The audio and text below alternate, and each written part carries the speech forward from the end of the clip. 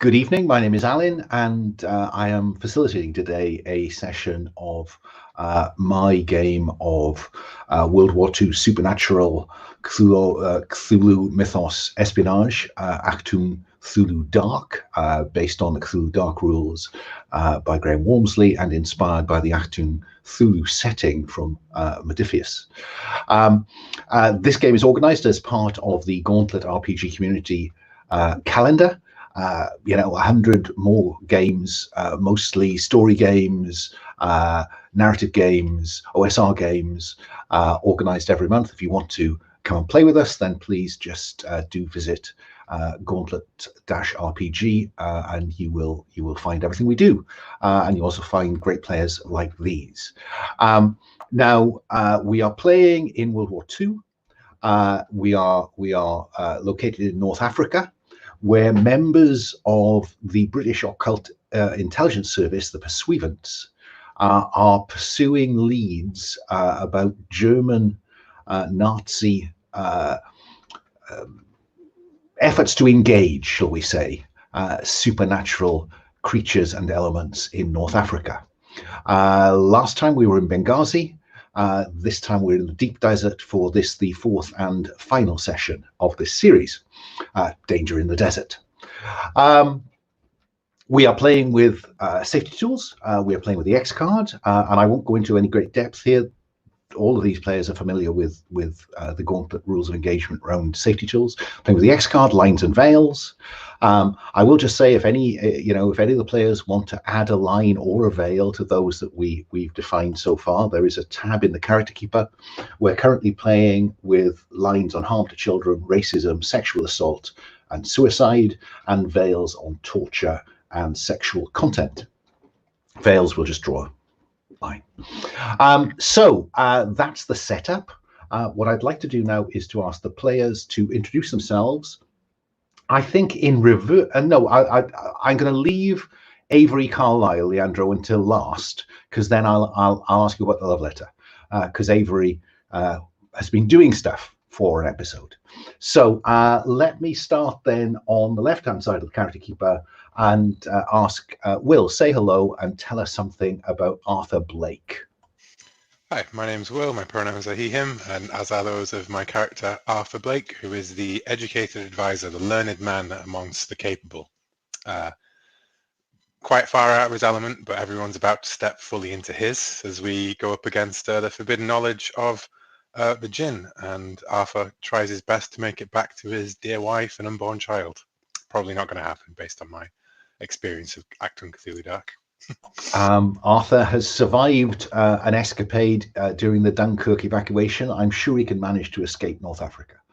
Moving along, Paul, say hello. And I have to just say, Paul, thank you for making the effort. Here we are in the desert, and I can barely see you in all that camouflage.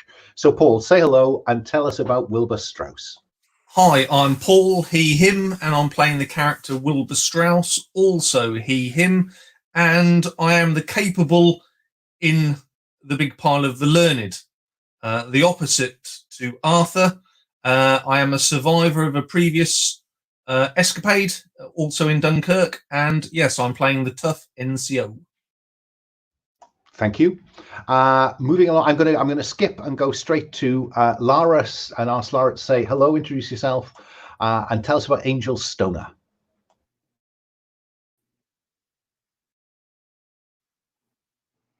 Yeah. Hi, I'm Lara, she, her pronouns. I'm playing Angel Stoner, the plucky private. Angel is a cross-dresser, so he's actually a woman, but is a male, is going as a male private. Kind of got dragged in, a little in over his head, but yeah, just trying to figure more.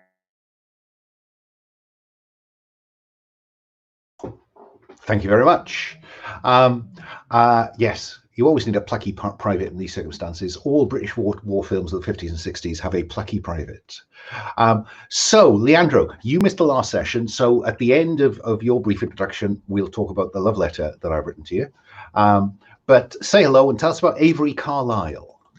Yes, hi, my name's Leandro, use he, him pronouns, and my character is the aforementioned Avery Carlyle, who uses he, they pronouns. He is of a Confident Sparks, which is an essential link between Britain and the secret networks behind enemy lines, because he comes from an old money industrious family who participated in the great game of espionage.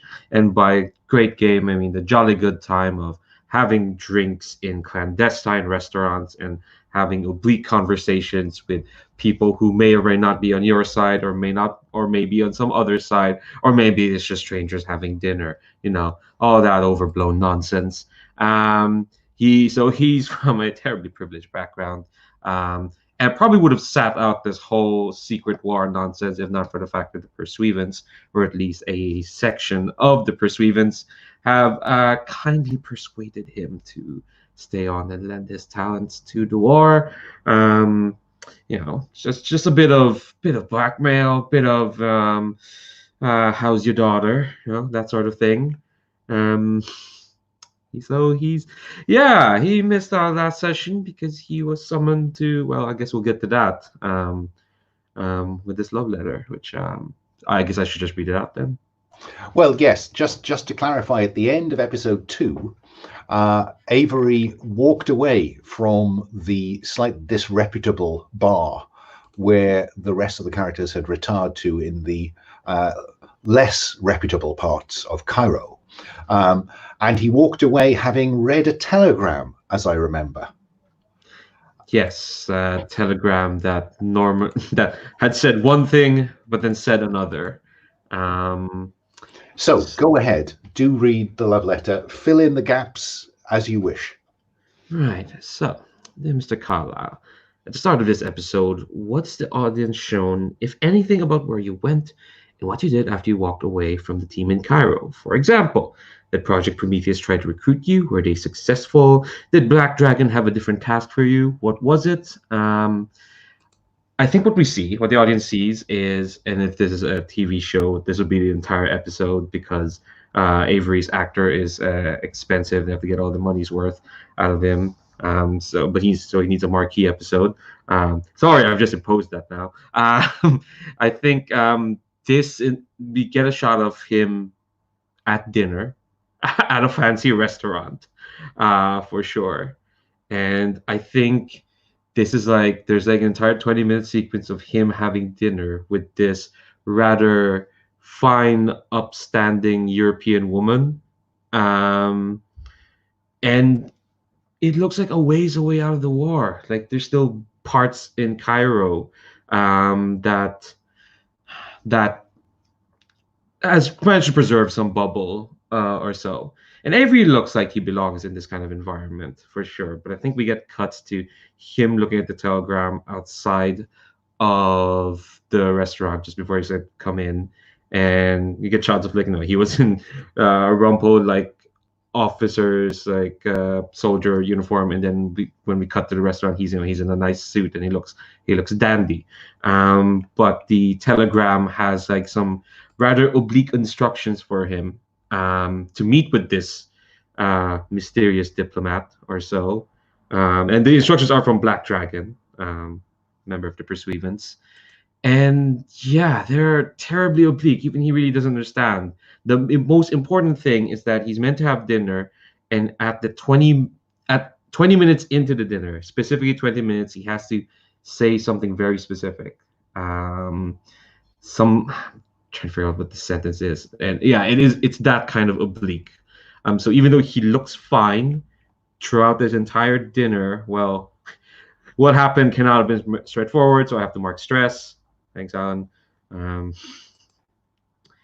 How is my stress? Oh, bother. Yeah, and I think to see if he actually managed to pull this off. And the sentence is hard to just fold into the conversation. I think it's something along the lines of something to do with sand and the divine. And I think that to cover for me not having come up with the sentence, I'm going to say that Avery barely remembers what the sentence is. Because things got weird. But we'll see at this roll. Roll with an expertise of your choice, relevant to your description of events, and your stress type. You're prepared to take that risk. Determine what you may have learned. Yeah, so this, I'm going to say my tradecraft seems to be good for this. So even it has been a week, but remind me again, do I roll just the white die and then the expertise die? You roll the white die and the expertise die, and I got the feeling that you were turning me down on the offer to roll the stress die as well. I'm hoping, because two weeks ago I was incredibly lucky with that stress die, just terribly lucky, and I don't know. You know what? Let's see if that luck holds. Okay. I'm gonna put it in. Wow. Okay, so highest is my stress die, which is a 3, but that's lower than my current stress, which is a 4. Either way, 3 is not great.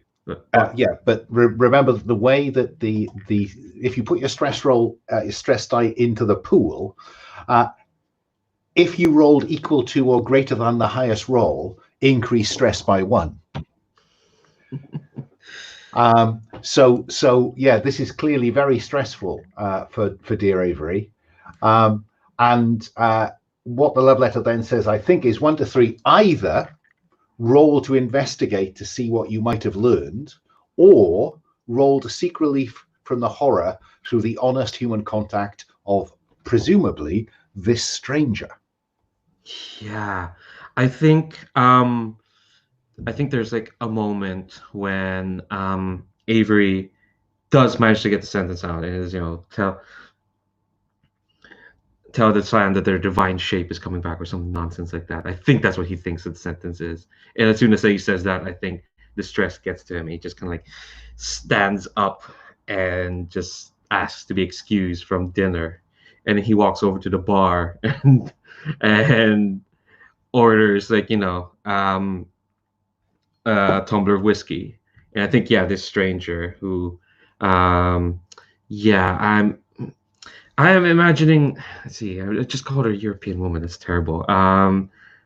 Big Audrey Hepburn vibes, I think, is what I'm getting. And I think like she comes to join him at the bar and is way more polite and way more like, are you new to this? Are you new to this game? Kind of. And I think, Avery will take a sip and we'll try to connect this moment. So let's see. I mean, the dice can't get any worse than 2 1s and a 3. Yeah. So just roll a single d6 and keep your fingers crossed. Oh, do I reduce stress by 1? You reduce stress by 1, which is very convenient, and then you roll a d6. I rolled a 2. So they see your hollow camaraderie for what it is, a self-serving pretense. Strangely, I think that was the reaction Angel had when you tried to have a moment with Angel. You are ashamed. Avery's not great at this. At least through a role. If he's hanging out and doing a mission with Mr. Strauss, it's perfectly fine. There's a camaraderie there. But you rely to a role, it just doesn't turn out well. So you cannot use your expertise again until your stress increases. Which is looking a little hairy at the moment, Avery. So you may want to give some consideration about looking for opportunity to relieve some stress again. Because the good thing is that a multiple result of you cannot use your expertise until your stress goes up is ignored. So you were in that position now. That is where we start. Okay, so you had this secret meeting. I think what I'll do now is I will cut to the desert, to Siwa, and just see what each of the characters are doing. So you've got some idea of where they are, what they're doing. And I'm prepared to have you invent anything at all to arrive at Siwa if you choose. I leave that entirely to you. Anything is possible to the pursuivants. So let's start with Angel Stoner. So Angel, there is Siwa is I know, I think I did I put a picture? I think I had a picture somewhere. Hang on. I I think I had a picture of Siwa. Yes, there it is. So Siwa is a very large oasis. There is standing water here, but as you will see, most of the buildings are medieval and crumbling. And the long-range desert group, that bit of the British Army which one day will become the SAS, has a base here. Because it's organized like a military base, there's an officer's mess, a non-commissioned officer's a sergeant's mess, and an enlisted man's mess.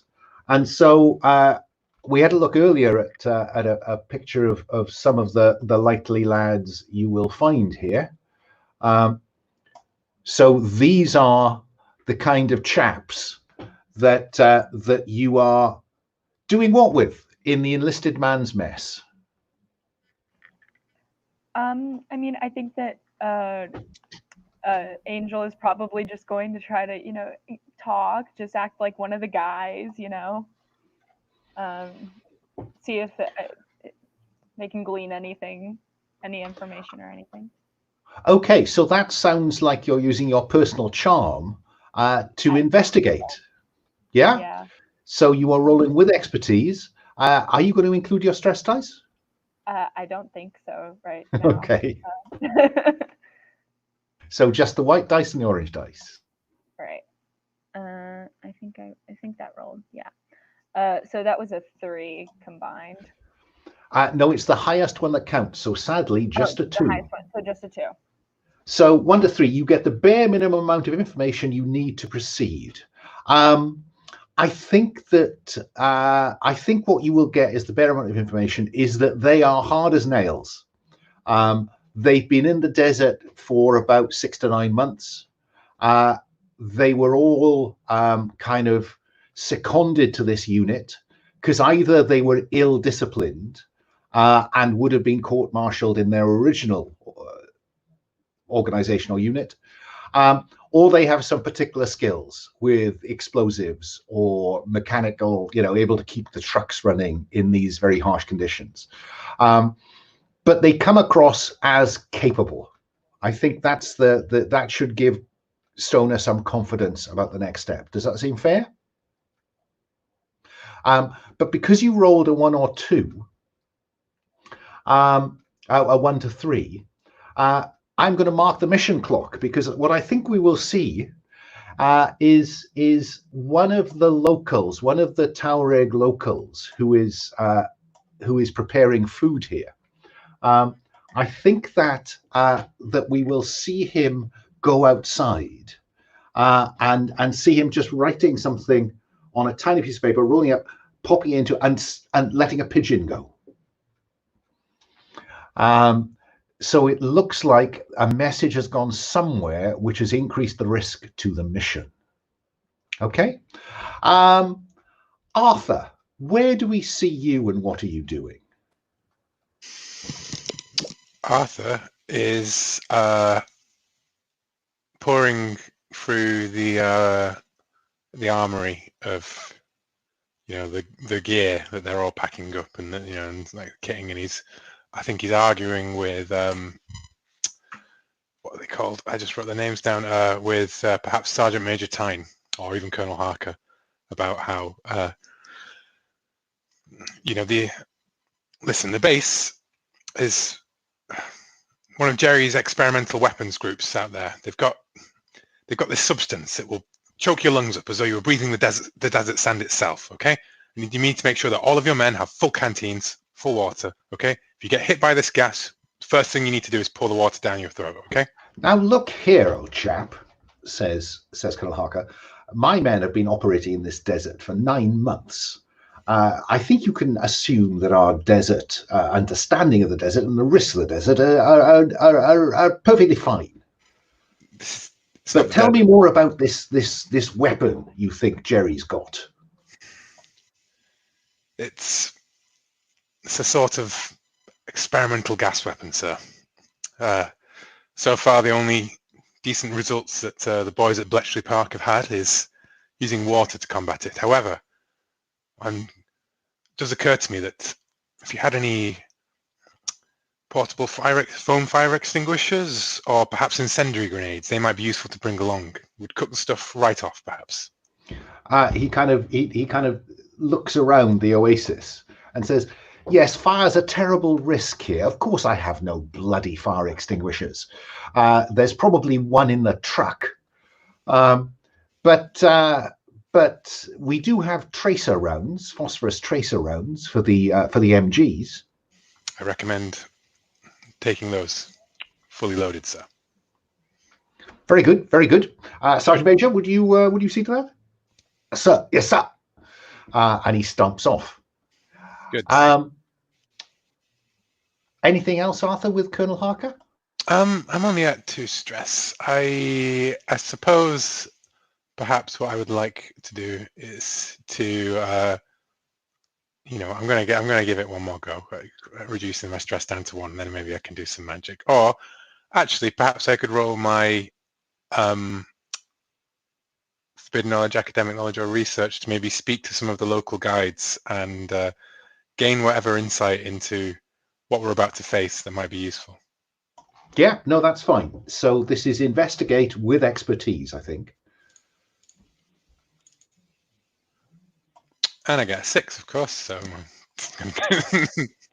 what a great result. Yeah. So on a 6, you get the basic information. And how clear are you where you are heading with the locals? I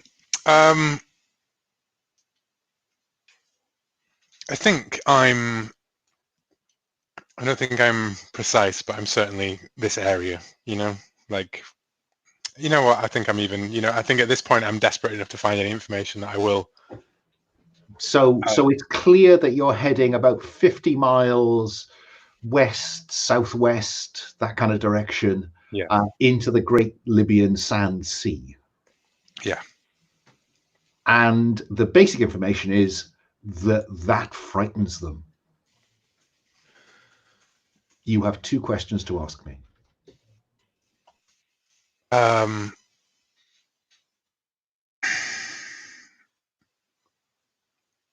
What do the Djinn want? You say that word. I do say that word. And I'm not sure what a Taureg protection against evil looks like. But let's assume that they cover their eyes, their ears, and their mouths. And they want souls, Effendi. Souls. And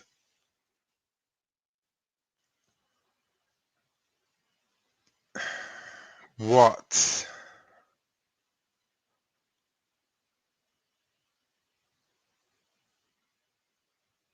keeps them? No, I'm torn between asking how to defeat them. How did the locals fight them, or like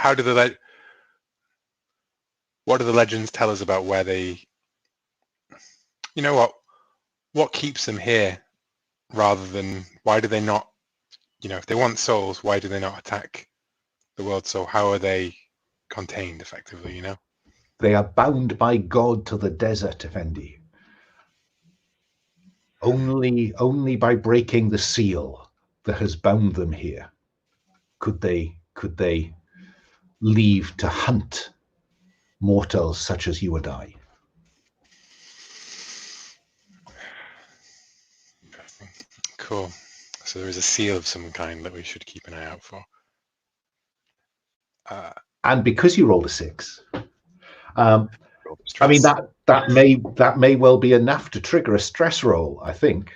Yeah, I think that is. Yeah, because I think the realization that the seal must already be broken in some way for them to have been coming after us in Cairo, Benghazi, etc. Bear in mind, they didn't come after you. You asked the question last time. Why aren't they coming after us? They only came to those who had been marked by the desert already. And yes, exactly. That's where we're going, though, isn't it? So that's big enough to... And of course, my stress rises. Life's a bitch, and then you crack under the strain.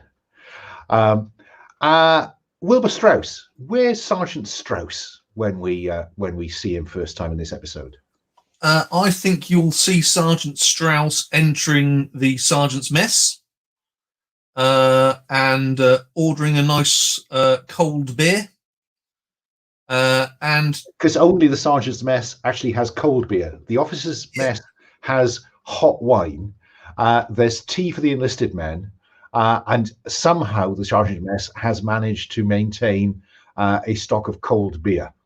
Yeah, well, all quartermasters are normally ex-rankers, so clearly he looks after his own crew. And I'll turn round and I'll down that one quite quickly, and then I'll start on a second one, and I'll say most of you guys look pretty tasty. You definitely look as if you could handle yourselves, and I do like the beards, but I must admit, your RSM has got a right poncy moustache. Yeah, but he's a hard bastard, mate. And these, but that really is a right girl's moustache. Either do a beard or don't do anything. We wear these because it keeps the dust out. A good choice. But come on, that pomaded moustache, it makes him look like a right mincer. Well, you see him in action, mate, and you'll realise that he's a hard bastard. True. So's the colonel. I'd like to abuse these guys, sort of putting down their RSM. Okay, so you are using Seek Relief from the Horror by verbally abuse, bully, or shaming someone over the Ponzi moustache. Yes. So you reduce stress by 1 and you roll 1d6. Okay, here we go. Rolling the 1d6. 6. Oh my! So 4+, and they're an NPC. Agree with the GM a consequence for their relationship with you and or how the mission is put at risk as a result. I think clearly I am going to be persona non grata with the long range desert group. I don't think they really want me ever showing my face in their mess again. I think that would be justifiable, and I think probably put the mission at risk. I'd probably say you also see the barman, a local. Clearly he's got quite a high mounted bar, and you see him scribbling some notes on a little bit of paper under the bar, and he says, just as it's getting quite heated, "Excuse me, gentlemen," and you see him nip out the back and also release a bird. Fine. So I will mark the mission clock. Now that fills the assault.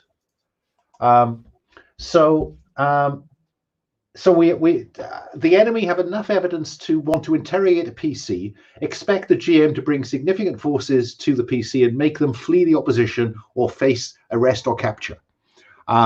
Another mark on the mission clock will edge the opposition into actually coming after you to assault and take you down. So we're walking that thin line again, ladies and gentlemen. But you rolled a 6, as I remember. Yes. On a 6, it was really worth it. Reduce stress by an extra 1. So I'm down to 1 stress. And it never gets lower than that. It doesn't. So I'm in a good position. You are. So that's the circumstance. Avery Carlyle, are you ready to make an entry? Yeah, the thing is, I kind of want to not be a big entry and more like, wait, what? How did you get here? I think I just want to know who's probably the one who spots him coming out of the officer's mess. I think that's almost certainly Arthur. Which of the other PCs? Yeah. I think Avery just steps out. No, you step out, and Arthur stops for a second, reaches down to his holster, unbuttons it, and does Avery see Arthur? Yeah. I think Avery sees Arthur. It's like kind of going up. Looks almost jovial. Mr. Blake, it's good to finally see a familiar face. in this in this desert. Indeed, Mr. Carlyle. If you would, perhaps we could have a quiet word elsewhere. Of course. For reasons of dramatic effect, can I suggest that Avery is wearing sunglasses? Oh, yeah. Oh yeah, no, yes, absolutely. He looks like he's here. He's on vacation. Even though he's still wearing an officer's kind of like uniform. But yeah, sunglasses. Yeah. And I think perhaps we walk into like, a tent of some kind that's not currently occupied, and I'll pull the cover behind me and pull out the gun, hold it on you, and just knock your sunglasses off your face, like. Carlyle. Avery, if you want to resist that, then I can make him roll for it.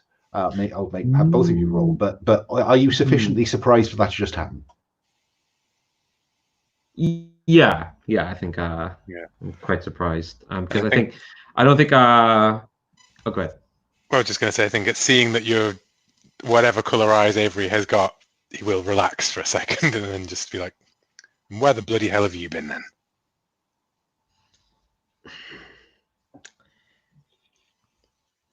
Would you believe me if I said it was classified? Above my level, Mr. Carlyle? No. You may. You run off to go play the great game again? More squabbling imperial families playing in the playground. It's not a bloody game. Mr. Blake can make it sound like as if I almost enjoy playing the game. You asked for my help, Mr. Carlyle, with something quite personal and close to you. Do you remember that you're not the only one with a family? Some of us even acknowledge our children.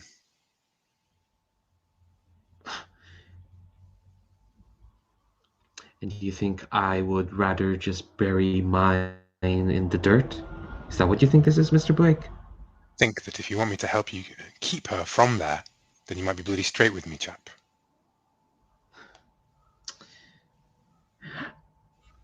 I think, Mr. Blake, I hope that you'll begin to appreciate just how shackled I am at the moment when I think like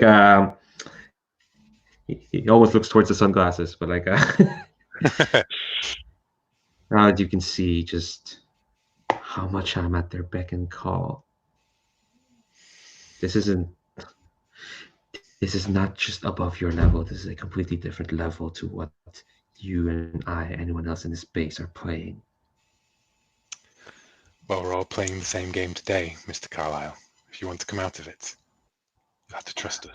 But I would like to roll shame at some point.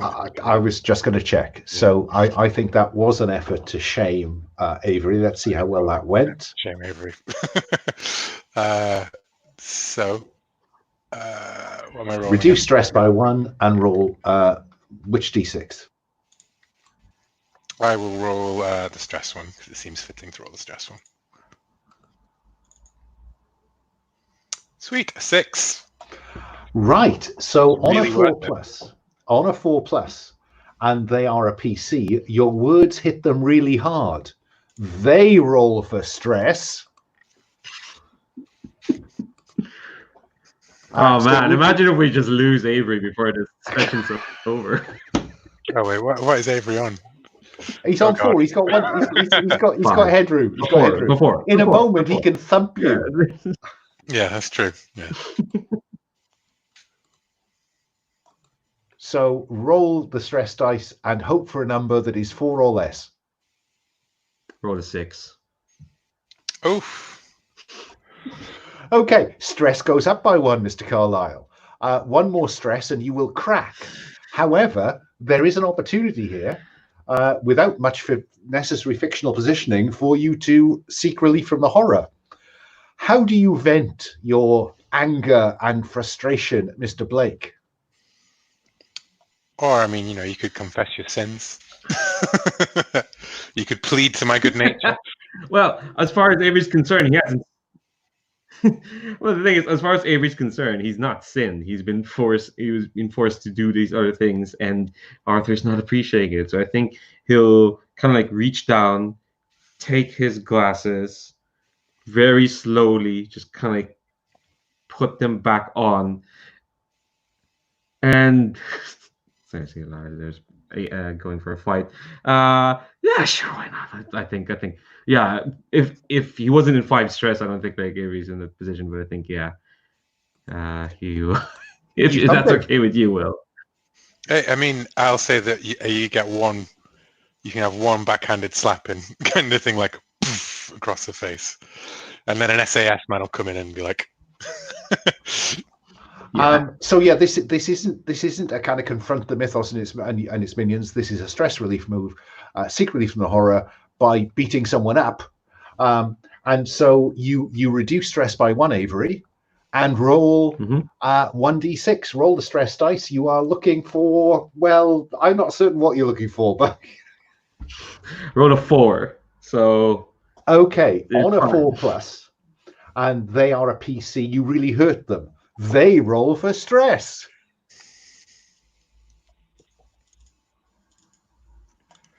Any luck, Mr. Blake? Oh my goodness me! It's a 1. That's the perfect, because I was like, God, we've just completely ended up back at equilibrium almost. Like, but with a great scene.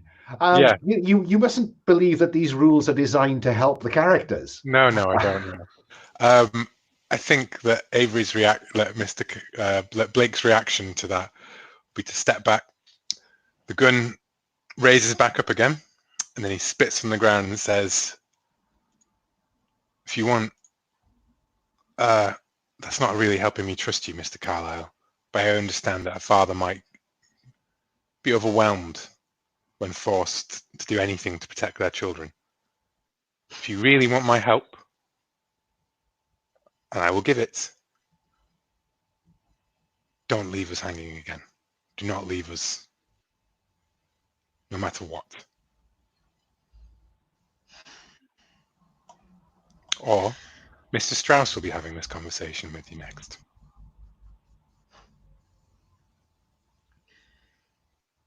I think like Avery will kind of like sigh, and he's kind of like rubbing his knuckle a bit. And best tell me what you and everyone else has been up to. Ever talks of mongoose attacks? Everyone, monkeys. Shiver goes down the spine. But yeah, and then we will have the, camera zoom out as best pull up a chair, old chap, and we. Fine. This may be an appropriate opportunity just for us to review relationships then. So Arthur, currently, the member of the team you care most about is Wilbur Strauss, and the member of the team you care least about is Private Angel Stoner. Has any of that changed? Oh God, yeah. So we'd like to tell us, and then you can update your character sheet. Yes, definitely. Mr. Carlyle is the person I care about the least. I still care about Wilbur. No one's impressed me so much that they've replaced my stalwart right-hand man. But yeah, definitely Private Stoner kicking over a bucket is not the same as Avery Carlyle showing up out of nowhere with vague messages from levels above me. Okay. Wilbur, currently you care most about Angel Stoner, who revealed that she is a woman to you last week, and then did what you said in kind of keeping his head down. But the member of the team you care least about was Henry Wright. Now Henry has left. So which member of the team, because I'm going to assume that we will at some point, everybody will know everybody is here. So once you know that Avery is back, which member of the team do you care least about? I'm going to go for. I've already adjusted the sheet. I'm going to go for Avery, because clearly all these new civilians we keep getting join our group, they all seem to wander off. There seems to be no backbone in this new breed of civilian we're seeing. Clearly, Scarlet Pursuivant has gone quite wrong in his recruitment process. Okay, and I'll come to Avery last. Angel, the person you cared most about last time was Strauss, and you already didn't much like Avery. Because you had a fairly unpleasant kind of conversation in that hotel on first meeting him. So has that changed, Angel? I don't think so. I think we'll probably play to find out. But Fine. But that's our starting position. So Avery, again, this is not care nothing about, but care least about. So previously, the member of the team you cared most about was Arthur Blake. And least about was Wilbur Strauss. All these negative relationships making me really want a gun for that 6 stress. I don't know why.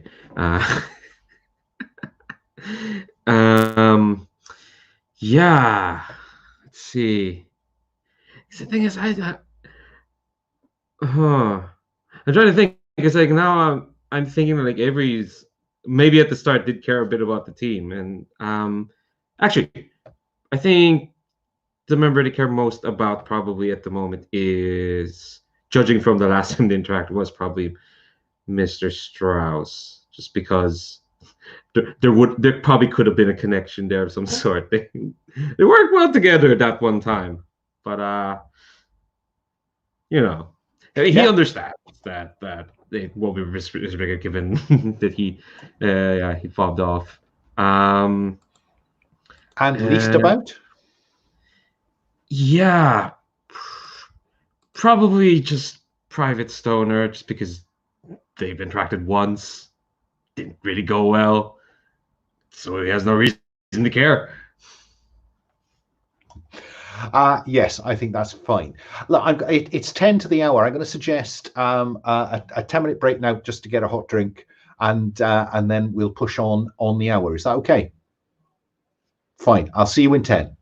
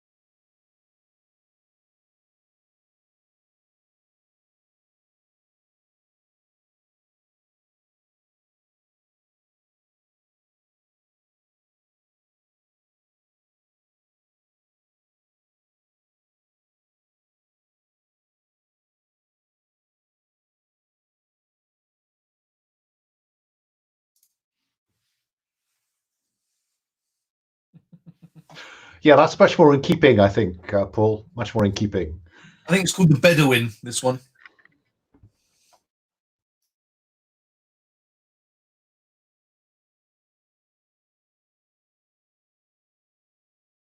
I do feel quite like the Shane woman from Game of Thrones, though. I think she had a similar outfit. Maybe I just need a bell and I can follow Avery going, shame, shame. You can't see the shame in his eyes. He's wearing sunglasses. Okay, we're all back, and I hope ready to go. So, yes, we know that the Long Range Desert Group have jeeps, but they also have these Bedford trucks. And I think probably what Colonel Harker will do is to allocate one of these trucks to you lot, with most of the supplies in it and fewer of the men.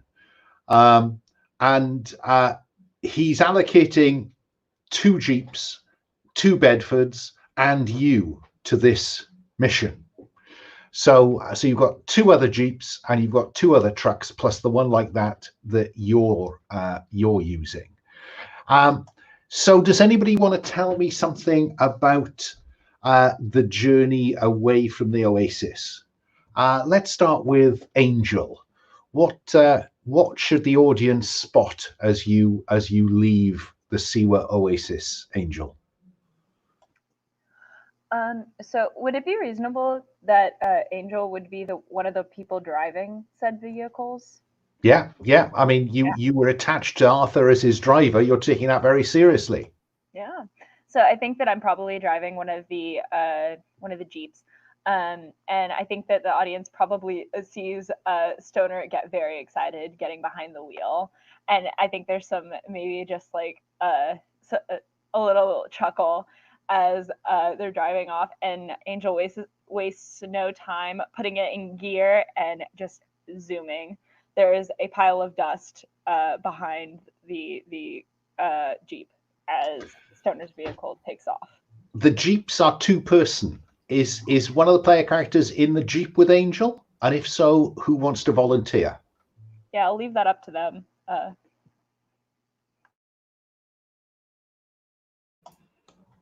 So we've got a Bedford truck and a Jeep. And a Jeep. Well, I think Mr. Blake really needs to ride in the Jeep. Yeah, I think Arthur is, got his scarf streaming away behind him, and he looks over at Stoner and says, "You're a much better driver out here in the desert than you were in Cairo, in Benghazi, Stoner." And then the Jeep takes flight off the top of a dune. Yes, exactly. Yeah. I think Stoner probably lets out a woohoo as like they go up airborne. The classic Slim Pickens. Yeehaw! Avery, what do we see of Avery as this convoy leaves the Oasis with Stoner and Blake racing off ahead? I don't have anything beyond him smoking. As probably like at the back of the truck, for sure. But yeah, he's definitely being more distant. Well, you can't be more distant than abandoning them, I suppose. But but this is still quite distant. And yeah, he is just kind of like smoking, looking out into the desert. Can't see what he's thinking behind them opaque glasses of his. Okay. And finally, Wilbur. Where do we see Wilbur? I think you will see Wilbur in the back of the truck with Avery. He's got a massive jar cuddled in his hands. He's got one hand in the jar, and he's basically pulling out pickled eggs and eating pickled eggs. And you see he offers the jar to Avery and said, "It's not that bad, lad. Come on, cheer up. Life can only get a bit worse. I mean, we're in a bloody desert. Suck up the sun. It's good for you, so I hear. Pickled egg." I think like Avery like takes off the sunglasses, just so you can see like the apprehension as he looks at the pickled egg. But he'll take it and say, Yes, lad, they will. All the way from London. I've stolen from the sergeant's mess. well, for what I've heard about the sergeant, he'll be raising up a storm after these pickles. Has Wilbur just offered Avery the option on a moment of honest human contact? I just put that before the pair of you. I think I was clearly trying to offer out an olive branch so he could, so we could. Let's see if Avery's good at. Climb up, fair enough. I've got nothing to lose, but yeah, here's a chance from her. Tell me what's going on. What troubles you, young lad? Yeah, I'm gonna roll this first to see how he comes across. Fine. And that's all. Reduce stress. Why not? And hold on. Not sure what the stress dice for that. Because that either way, that's a 3. Oh, that's a 3. You know what? I'll keep it at 3. Why not? Why not? And well, 3 is your default thing on human contact, isn't it? Yes. Maybe you should try something else. They see your hollow camaraderie for what it is, a self-serving pretense. You are ashamed. You cannot use your expertise until stress goes up again. So Avery, you can't use your expertise until stress goes up again. But you did, there's one off your stress. I think if you see Strauss, you start whittering and basically I start sort of nodding dog. And then I'll just sort of fall asleep. Clearly, you've bored me horrendously. Yeah, that seems right. And I think we get the shot of Avery will take a nibble out of that. What you gave him, and it's just, he's disappointed. There you go. And this is about 50 miles, so it's going to be about 3 days through the desert. And so our next scene, I think, is probably camp that at dusk. And clearly there's been a couple of breaks to brew up on the way. But now the desert group will just sleep under the trucks. So presumably that's what you'll do as well. Yeah? Does anybody want to do anything around the camp, or are you content for us to cut and treat the rest of the journey as a montage? I was hoping Arthur was going to say he's going to get very drunk and do a tuck back, but probably not. No, I think the montage is good with me. I can't speak for other people. Yeah, I think maybe the first scene of that montage is Strauss conveying what I did, so Arthur Blake and going. Sorry. What about Angel? Anything, or are we going to just treat this as a montage? I would like to reduce stress some way. I'm not sure what would be most appropriate though. Let's see. The options are to get drunk, to do drugs, right? That's one. Beat someone up. Verbally abuse somebody. Verbally abuse. Indulge in meaningless sex, or look for a moment of honest human contact. Or confess. Yes. Or confess to a mentor. Yes. And we know that you have that relationship with Strauss if you choose to use it. Correct.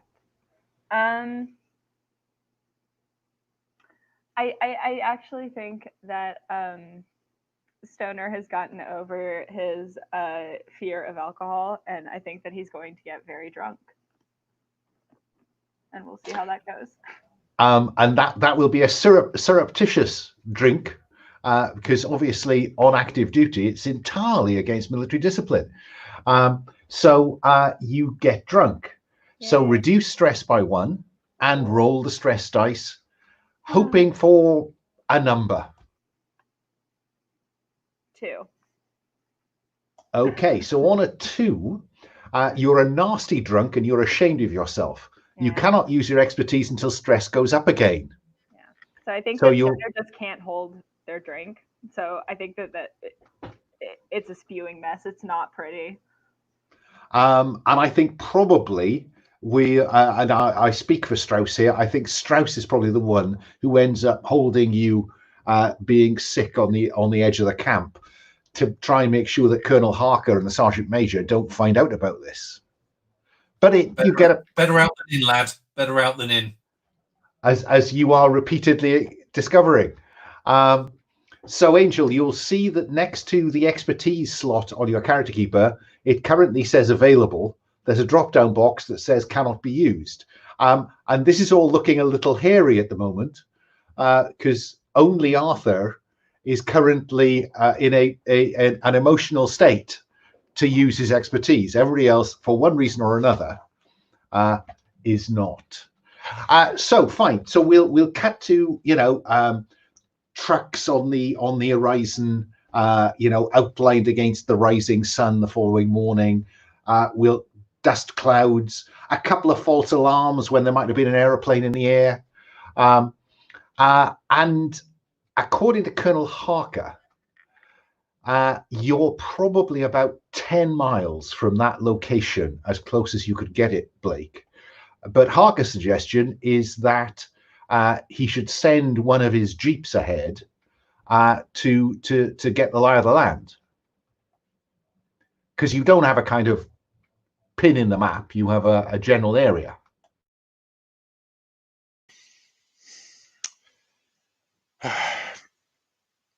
I agree.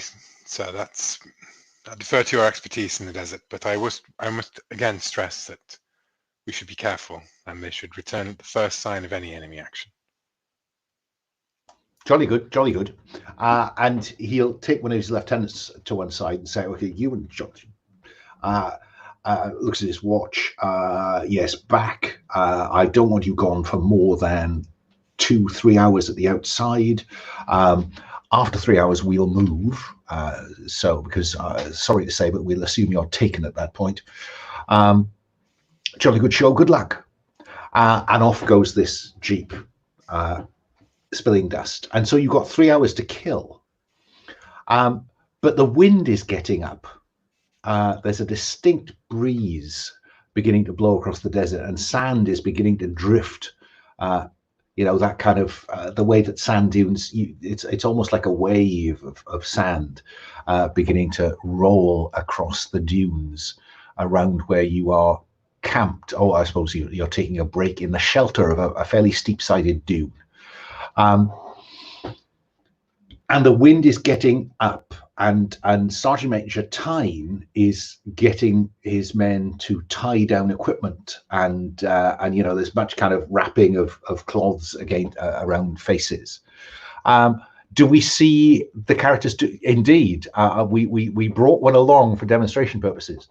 And so is that what we see the characters doing, or is there any character who's doing something else, or are you just engaged in securing your equipment?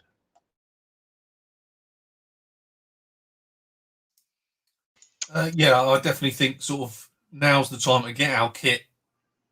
I'm getting a bit worried now, so I'm going to be preparing my own personal equipment, oiling my weapon, dry cleaning it, that sort of thing. That's quite difficult in this increasing amount of sand, but it does give me an opportunity, Wilbur, to ask me to ask you whether you are light, medium, or heavily loaded.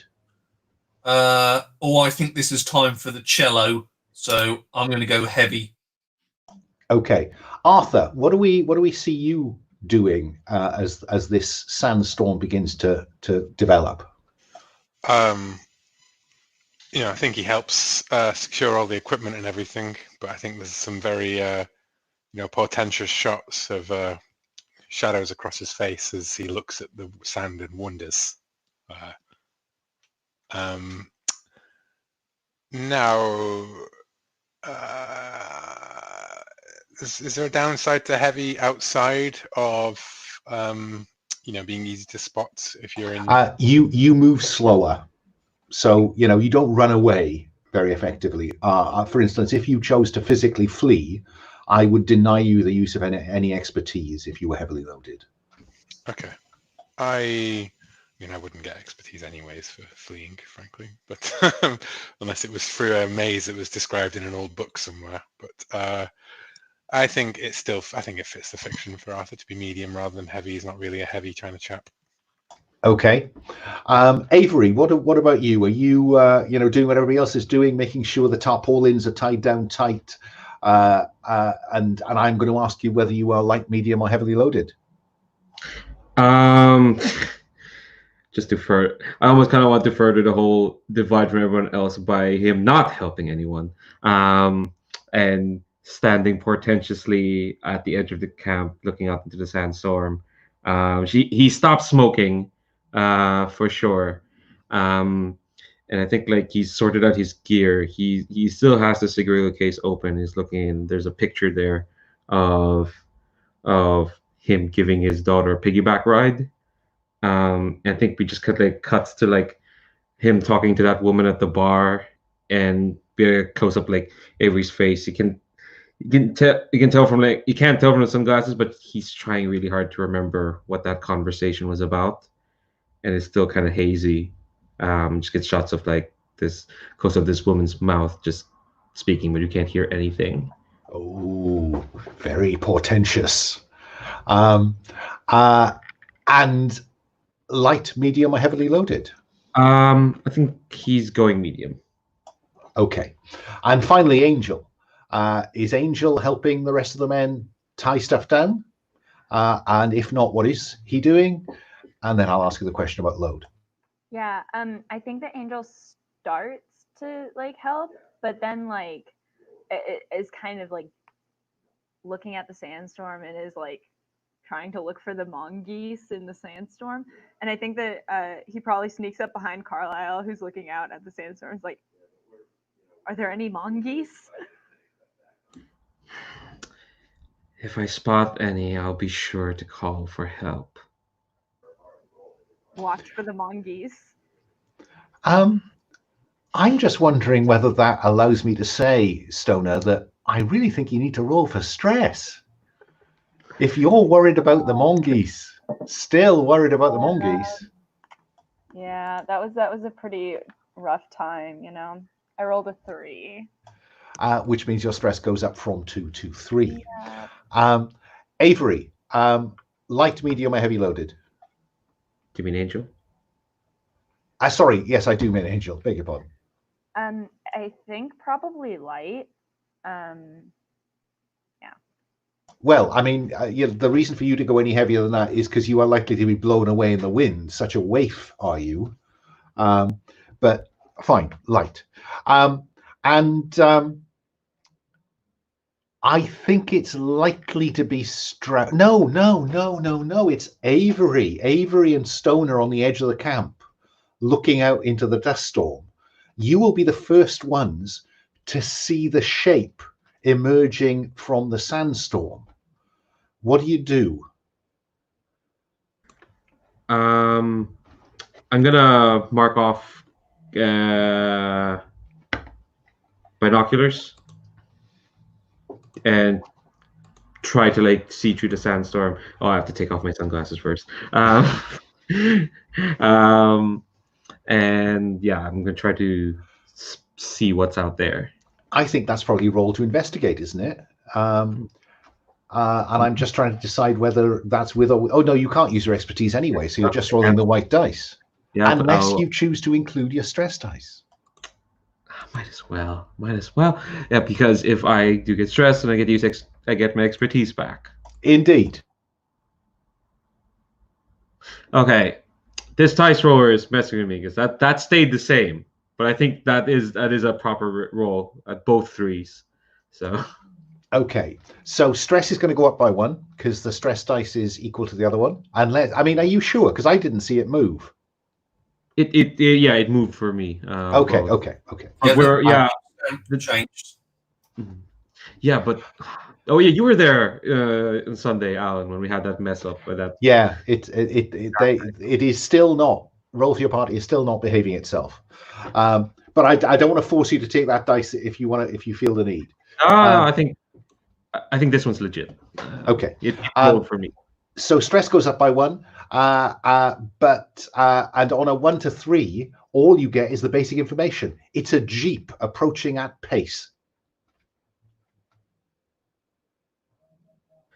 I think I kind of say, Projekt Stoner, you might want to warn our colleagues that a jeep is coming. I'll stay here and see what's happening.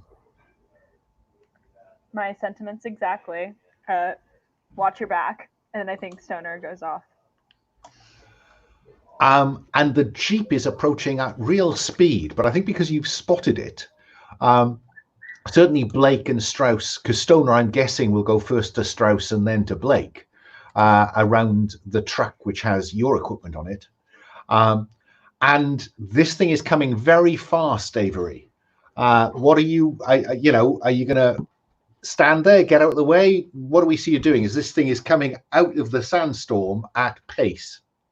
Oh, okay, all right. So, I think I'm gonna try and get its attention, but it doesn't seem like I can do that because it's going really fast. It is, and I think it's fair to say that it is traveling with the wind behind it from the southwest.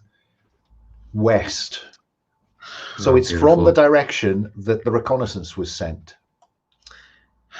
Okay, I think I will try to shout hey, stop, or something. But if it's going too fast, I'm kind of like, I'm tempted to jump on it, but that might be a bit too much. I'm just gonna jump out of the way. Oh, I mean, we've easily drifted from Cthulhu to Indiana Jones several times in this series. Yeah, sure. I will. I'm gonna try and jump on it. Sure, okay. I don't have expertise for that, I think. I'd find it quite surprising if you did, but can you roll to do something else then? Sure. And I have to ask if you want to include your stress dice, because at the moment you're just rolling the white one. Yeah, I'll do it. I'm actually, you do know your way around a vehicle. You have mechanical, electrical, repair. So I think if anybody knows how to jump onto a moving vehicle, Avery Carlyle knows how to jump on a moving vehicle. Roll with expertise. Yeah, pampered, privileged Avery Carlyle somehow knows just from book learning how to jump on a vehicle. Okay, I'll just keep to those two. I'm curious, you ran this game for a while, so surely you must have lost someone to stress in the past. Yeah. Usually towards the end of the session. Will has played it more than anyone else, I think. So his strike rate is pretty high. Oh gosh. Well, I rolled a 5. You can pick up and run with any of the troops that are present. So don't. Well, I don't think I need to write it down because I rolled a 5. Okay, so on a 5 that goes really well, and you catch it just because it slows slightly as it turns around you towards the center of the camp, and I think you just grab onto the back and swing up onto the back of the jeep. I'll come back to you in a moment. Stoner, Strauss, and Blake. I think probably I'm going to go to Strauss first. This is not good. This is not good at all, gentlemen. I think this is time to tool up. We could have something going very wrong here. And what does that look like for Wilbur? I think you see Wilbur walking towards the crest of the dune, loaded up with his kit. We're towards Avery. Okay, and probably will then see Avery make this remarkable leap onto the back of the jeep. Blake, what are you doing?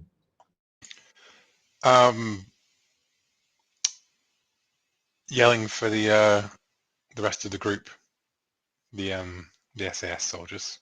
And I think the camp is now fully aware that there is this vehicle incoming at pace. Stoner, what do you do? I think that I probably try to snag some kind of like gun of some kind just lying around, and maybe line myself up so that if necessary I can shoot one of the wheels or something. So the way this works is that you've gone with light loaded, and you see there are 3 boxes for equipment underneath that.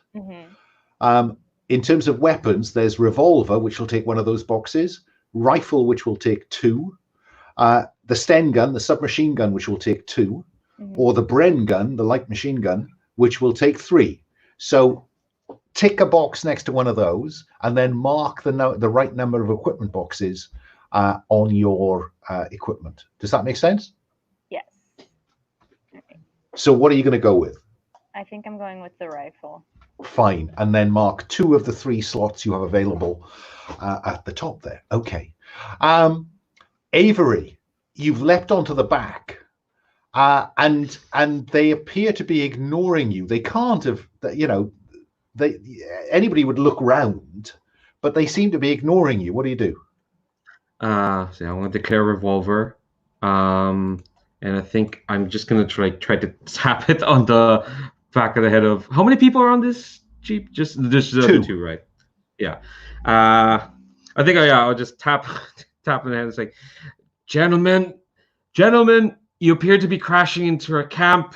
I would advise that you cease to do so. If oh gosh, I think already in the camp, so I think in the middle of that too, I think it was just gonna instead turn grab the barrel of his revolver and just try to like knock out the driver. And at the point where you've made the decision that they're not listening, one of them turns towards you, and where his eyes should be, there are empty pits. Right. So what do you do, Avery? I'm gonna shoot him. So this is confront the mythos and its minions. Oh God. If you try to defeat a mythos creature by fighting it, describe how you die. Now, I think this is a supernatural creature, not a mythos creature, just to reassure you. So if you fight human or supernatural foes, say what success would look like and roll 1d6. So what would success look like? Not dying. Okay. No, I think it would be getting a shot off first, and like if not dropping this person, and like make sure that like I get the next move in, or me or my allies. But your objective is to take this out. Yes. Yeah. Okay. So roll 1d6 plus 1d6 if you have relevant expertise, and that is you have small arms. All of you have that as basic training. So you're rolling 2 dice. I have to ask, would you like to include your stress dice? Let's see, how much time do we have left? Yeah, sure. Do this one time. This seems important. This first time, I'm not going to make you roll one of the red failure dice because I think that you do have the drop on them in the first instance. So shoot away. Okay, so highest is a 4, and that's the white dice. Well, that's a relief. So on a 4 to 5, you succeed with no obvious complications or benefit. So show me what happens when the bullet hits him in the face. Ooh, they've shown up before, but they've not been shot like this, right? No, you've seen them across a crowded room, so to speak. Yeah, their face cracks. But I think not like glass, but like, like kicking in a sandcastle. Like their face kind of like. So like almost like a dried brick. It fractures. Okay. And I think when you shoot it in the face, the head just fractures like this baked mud almost. And the rest of the body, including the uniform, just subsides into a pile of sand. And then the other one ignores the wheel and leaps for you. Wilbur, You can see all this. You can see stuff going on. The details probably a bit obscured by the sand, but you can see Avery is now wrestling with somebody on the back of the jeep, while the jeep is just running straight into the camp. I would like to throw my kit bag basically at the steering wheel. So my aim is to divert the course of the jeep. Overturns, so be it. But yeah, I'm going to try and divert it from the main camp. Okay, so this is roll to do something else. I'm struggling to see expertise at work here. I've not got expertise available anyway, so don't struggle at all. Okay, so you're just rolling the white dice unless you want to include your stress dice. Nah, not at this stage. Let's have a go. Just with the white dice. 3. You succeed. You fail, or you succeed at a cost or after a hard choice. The hard choice is that you have diverted it towards Angel Stoner, or do you fail to divert it? Ooh. Well, the needs of the many outweigh the needs of the few or the one. So I'm afraid it's going in Stoner's direction. I will just remind you that you care most about Angel Stoner. I do. That is true, but that is still only one person. You know, the mission is still the top priority. Okay, just thought I'd check that in. Choice, to dodge it, but you know, we've still got to think mission. So it is now not going to hit the Bedford with the fuel in. It is careering towards Angel Stoner instead. Before I come to Angel, I think I want to know what Arthur is doing. You've roused the camp, and men are arming themselves, and there's some confusion because this is their jeep.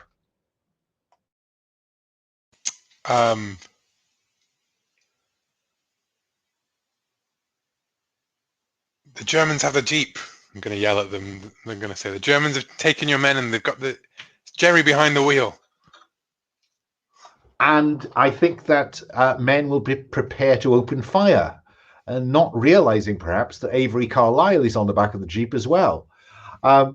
So Angel, this jeep was heading towards the fuel truck, and now it's veered away towards you and your rifle. What do you do? Yeah, I think the Angel's probably going to try to move out of the way and then take aim, but first priority is get out of the way. Well, I think if you succeed brilliantly in getting out of the way, then I'll let you have a pop at it as well. But this is roll to do something else. I think that I will give you expertise. Oh, no, you don't have expertise either, do you? Yes, you do. Yeah. So I think that your fieldcraft, I think basic training includes how to avoid an oncoming vehicle. So you can roll with expertise. Okay. Would you like to include your stress dice? Nah. We'll Okay. White dice and orange dice. Go ahead. All right. So I got a 6. Oh my. So describe what brilliant success looks like in this, Angel.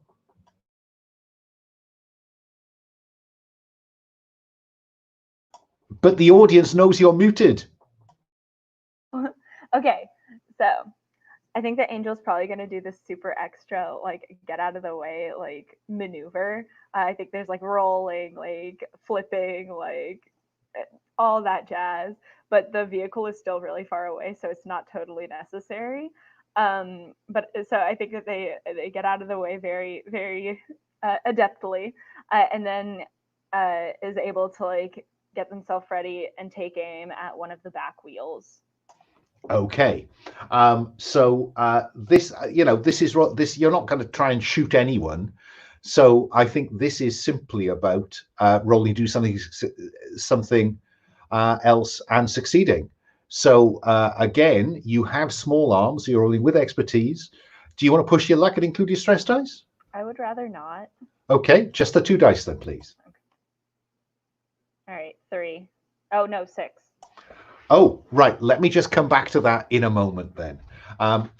Because you've now rolled 2 6s in succession. I just want to leave those on the shelf over here for a moment.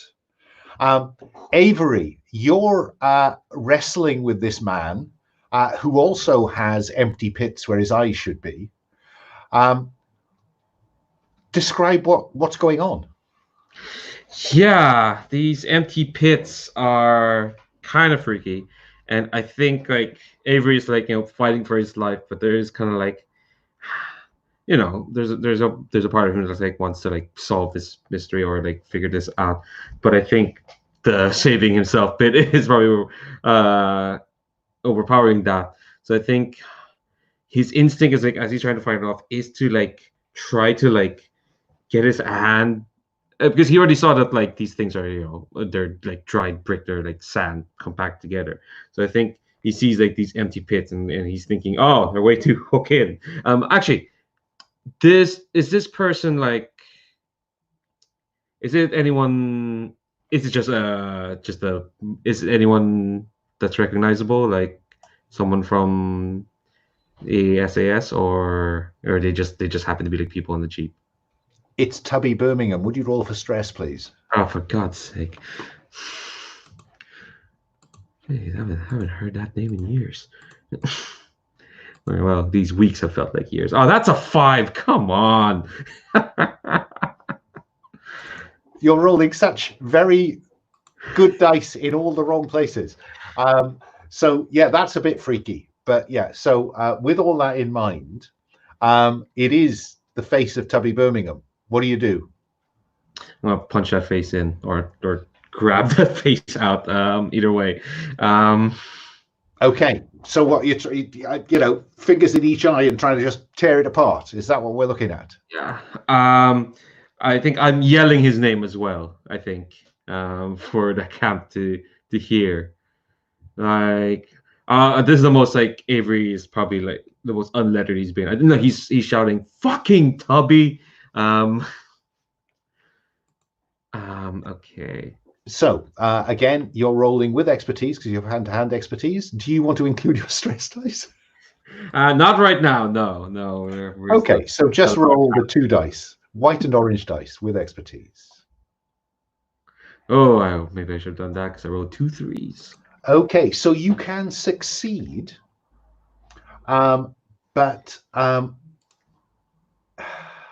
fail or succeed at a cost or after a hard choice the GM will describe.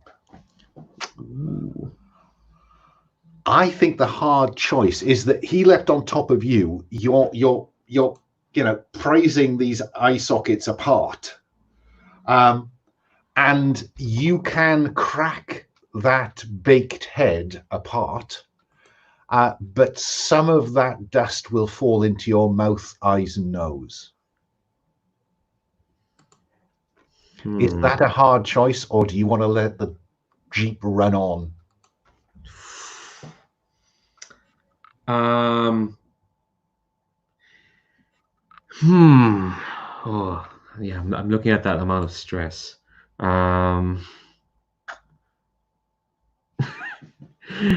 Could I take a gas mask and just like suddenly like just form a gas mask? Yeah, I think not. I'm not sure you have the fictional positioning for that.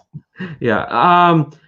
I think I have a different idea of how if we take that stress box, I have a different idea of how Avery wants to go out. I don't think it's sand related. So I think there are 3 other people, or there are more people in this camp. I think I'll be having that stress go up. I think I will just fail then. Fine. But I will require you now to roll the 2 failure dice, just so I know whether he actually does some harm to you. So roll both the pink and the red dice. If they are higher than 3, equal to or greater than 3, you will take a consequence. One of them's a 4. So if the failure dice rolls equal to or greater than the highest roll, then roll 1d6 for consequences. You're not in cover. You can add the stress die if you want to. because, high is good here. Oh, why is it good? Well, on a 1 to 3, the consequences are dire. Agree with the GM whether it's bloody and you'll die without swift medical treatment, or painful and you cannot use your expertise until you get medical treatment. Now, the fact you're in an army camp, in effect, means that medical treatment should be on hand. 4+, damn, you were lucky that time. It hurts, but you'll live. Of course, on a 6, stress, Yeah. 6. Yeah, I'll add stress die. Sure, why? Yeah, sure, why not? Okay, so you're rolling all 3 dice. White, orange, and green. Because you have hand-to-hand... I'm being stupid. You roll simply the 2 dice. Yes. White and green. And keep our fingers crossed for you. I got a 3 and a 1. Ah! So on a 3, the consequences are dire. Agree with the GM if it's bloody and you'll die without medical treatment, or painful and you cannot use your expertise until you get medical treatment. But your stress is going to go up. Oh. Because the 3 is the higher number. Ooh. Okay. Did you realize that? Kind of. Or did you think you had a get 5 seconds before you said it? Well, look, I'm not going to hold you to that one, Leandro. You declared that you didn't want to go out this way, and I thought it was a brave decision to put your stress dice in there. So we'll settle for the 1, if that's okay with you. The consequences are dire. Do you want this to be bloody and you will die without swift medical treatment, or painful and you cannot use your expertise until you get medical treatment? Let's go with painful then. Okay. So what I think we see is he rolls and throws you from the back of the Jeep just before Angel fires at the back tire, because we know that she got a 6 on both those rolls, and so you hit that back tire and it rolls and explodes. Angel. Yeah. Oh, Angel, Lara, you've frozen. Or you're sitting very still indeed. Can you hear us? I think she's frozen. I think she's frozen. Let's try the chat.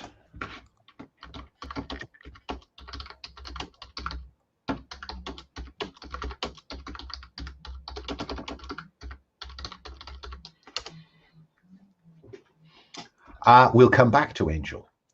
And there's an explosion. And Avery is left sprawled in the sand. Who's the first to get to him? I think Arthur will come sprinting over. And what did you see, Carlyle? What did you see? So, Tubby.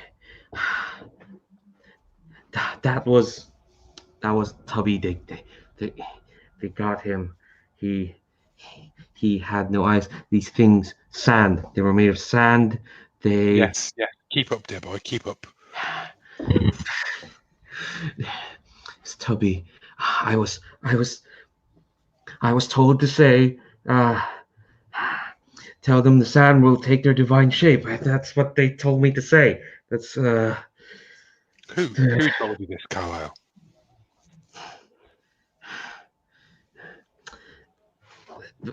Black Dragon. Black Dragon told you that the sand will take their divine shape. Is this a message you're supposed to bring to them? Or for me? Not to you, to this. And I think flashing back again to that bar, to this. They told me to tell this woman that. She told me her name. I think he's only realizing that he's in a lot of pain. Probably shrapnel. Shrapnel caught him. Yeah, I think I'll see the friction burns maybe across you as you rolled into the sand, and haul you up and dust you off, and We'll speak later, Carlyle. Not a word of this to the men. They won't understand. Those were Germans. Yes? Yeah. Angel, to come back to you. So you hit the back wheel. It spins, turns, and explodes. But in the same way that Avery was thrown clear, so is a body. And as you look at the body, Angel, it seems to just subside into the sand, or actually into several mounds of sand, each of which turns into a mongoose which scampers off into the storm. Would you roll for stress, please, Angel, on the basis of those 6s? All right. 4, 5, or 6, and it goes up by 1. I got a 1. Then clearly the mongoose are no longer quite as frightening as they were. And I think that's probably when Colonel Harker comes up to where Blake and Avery are, and the jeep is now a smouldering ruin. My men! Dead, I'm afraid, sir. Just Jerry. There were 2 Jerrys in the car instead of our men. But bloody hell. Sergeant Major, Blake Camp. And I think while the medical officer is seeing to Avery, probably in the back of a truck. So we have to have some jolty journey where Avery in pain is seen being treated while being jolted along over the desert. The camp relocates through the night. And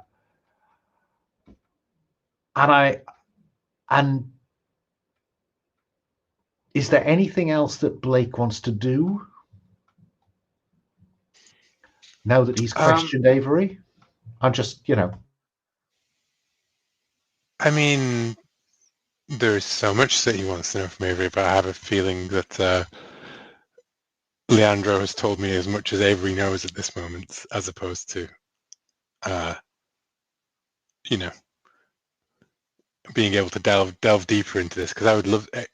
Blake clearly wants to know who was supposed to know these names, who told you this, all of those kind of things. But perhaps we have a, like I'm sat next to Carlyle in the truck, and there's like hushed sort of whispers kind of thing, and then when Avery's just like, I can't remember, then Blake will just pat him on the shoulder and say, later. We make it out of this later. Wilbur, I'm just curious what Wilbur's reaction to all of this is. Did he make any inquiries, or does he take this at face value? Pickled egg. Pickled egg. Pickled egg. Standard response to anything. How does stress manifest? An urge to offer pickled eggs. No, well, apart from, did I actually really? I mean, well, did I actually see anybody in there recognizable? I don't think you saw anybody, and because the colonel has cleared the camp and got it moving quickly, there's no real opportunity to examine the burned out jeep. Yeah, I'm willing with that. That's just what happened, really. Do you want to disabuse Sergeant Strauss of his view that this was just an unfortunate kind of attack out of nowhere? Do you tell him anything about what you saw, Angel? Yeah, I mean, I think I'd probably share with the group that like a band or a body like just turned into sand. The sand didn't move though. That's a plus, but it just kind of dissolved. Now this is very dodgy. I think, Mr. Blake, that maybe our friends here in the long range patrol group are a little bit out of their league. should we not use them to maybe mop up after we've gone in? If not, we're sending lambs to the slaughter. I think this is a job for us. So I think we need to step out. Maybe we'll just summon him in later to mop up.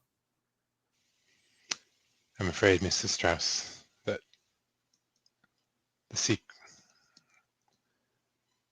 these men swore to do their duty, and their duty calls them to the desert. If we have any hope of defeating anything in here, I understand, Mr. Strauss. I'm not happy about this. Do you understand? True, but I think they should be getting to mop up. I think this is a job just for us.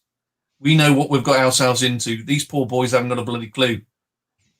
To mop up what? We're just sending them in. Dead bodies? Well, I think we could do a lot better just the four of us advancing. Taking a jeep and just setting off. We've pretty much got a good direction. We know how far these guys have gone. We know what direction they've come from. I think we're a bit more in the know now. I think Stoner's probably going to agree with Strauss. I think that they're going to say, like, yeah, I don't know that sending people in not knowing what they're dealing with is going to be the best idea. I understand that you have more experience with this, but I don't know that that's wise. I agree with both of you that sending them in will lead to their deaths. Well, so let's use them to mop up once we've dealt with. If I'm afraid we'll be using them for a rather different purpose, Mr. Strauss. Distraction.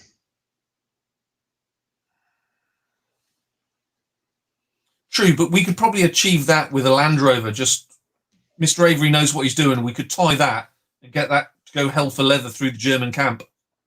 Just with a brick. That could cause a good enough distraction. A couple of jerry cans in the back. Maybe a bit of C4.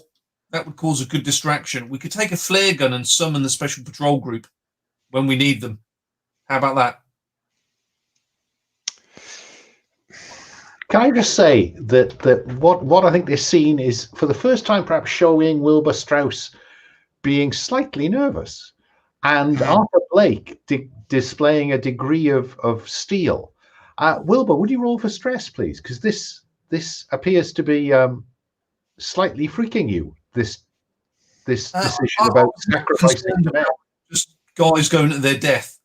You know, saw it in Dunkirk. Don't really want to see it again, but yeah, I'll roll for stress. 4. It goes up by 1.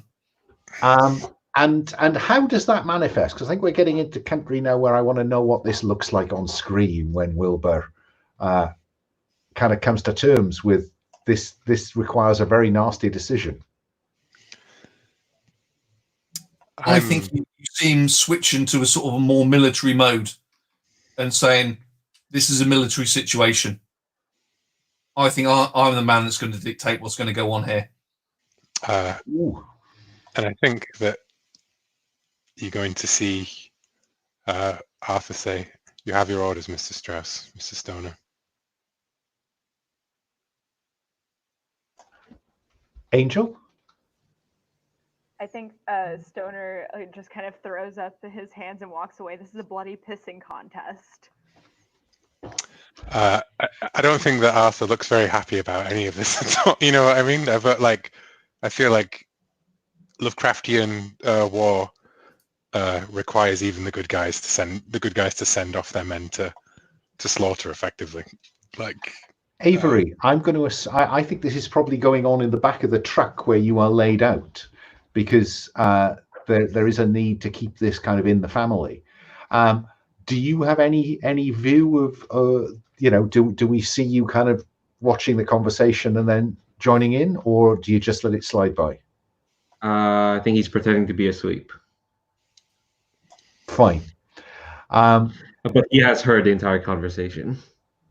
So when you've traveled several miles through this storm, this sandstorm, just to get away from the location where they clearly knew where you were, what conversation do we see Arthur having with Colonel Harker? Because I think while Wilbur believes he's best equipped, it is more likely that Colonel Harker is going to listen to Blake than Strauss, the class system being what it is.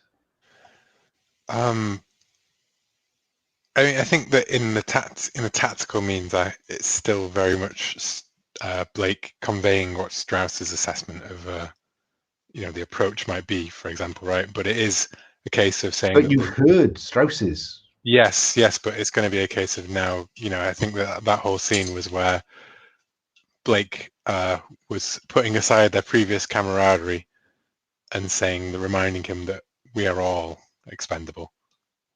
Everybody, every man jack of us.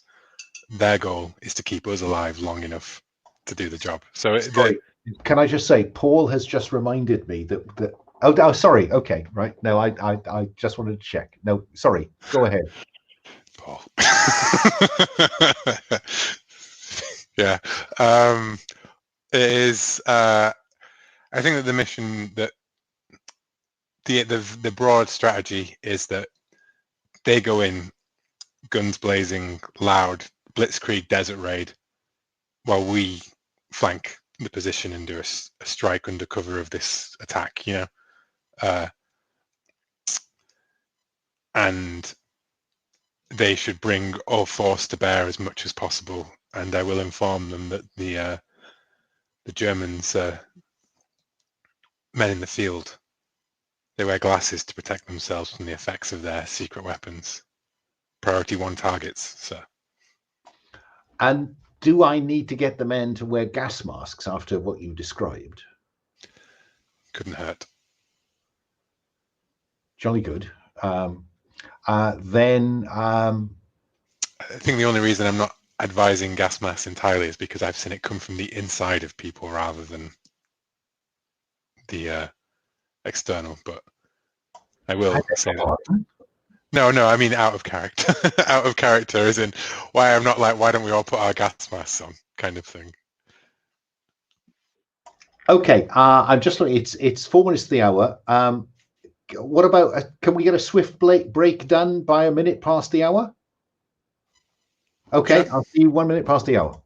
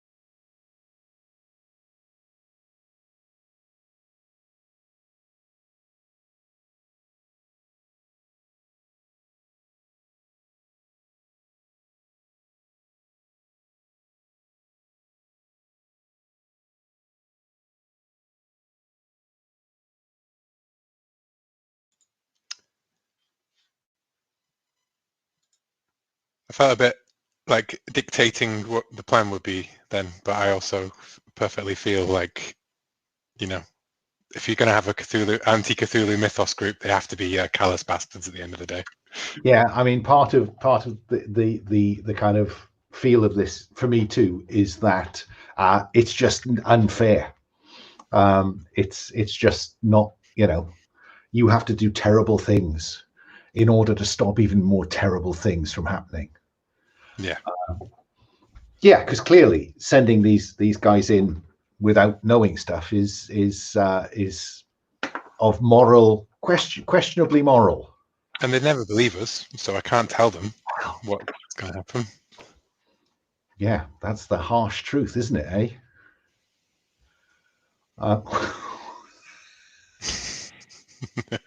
What's that about? That was just gesture control to get it to focus. Okay, so one thing I did want to do just before we get to the nitty gritty, so to speak, is Avery. You are with the medical officer at one point. There is fictional positioning to numb your pain with drugs, quite literally, if that is something that would interest you before we go any further. Let me look at the consequences.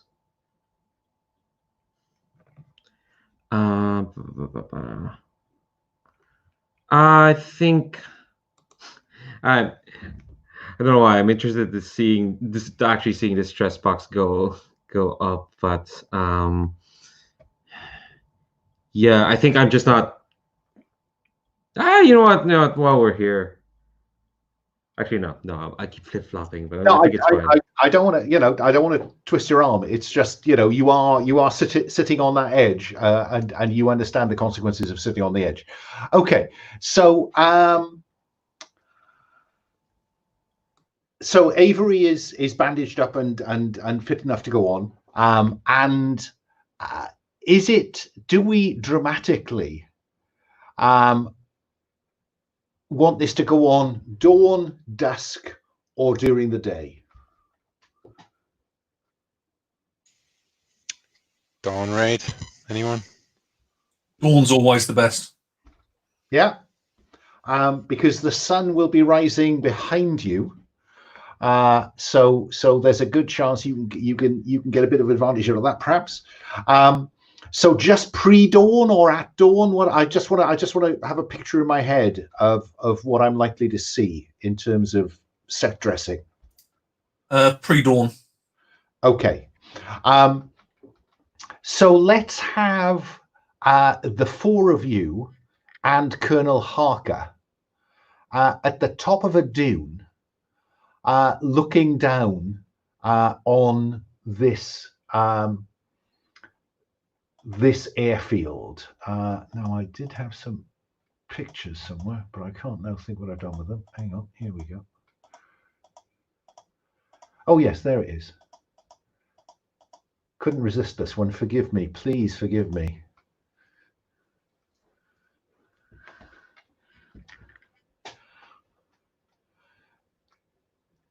Is there a very large mechanic that we can spot somewhere?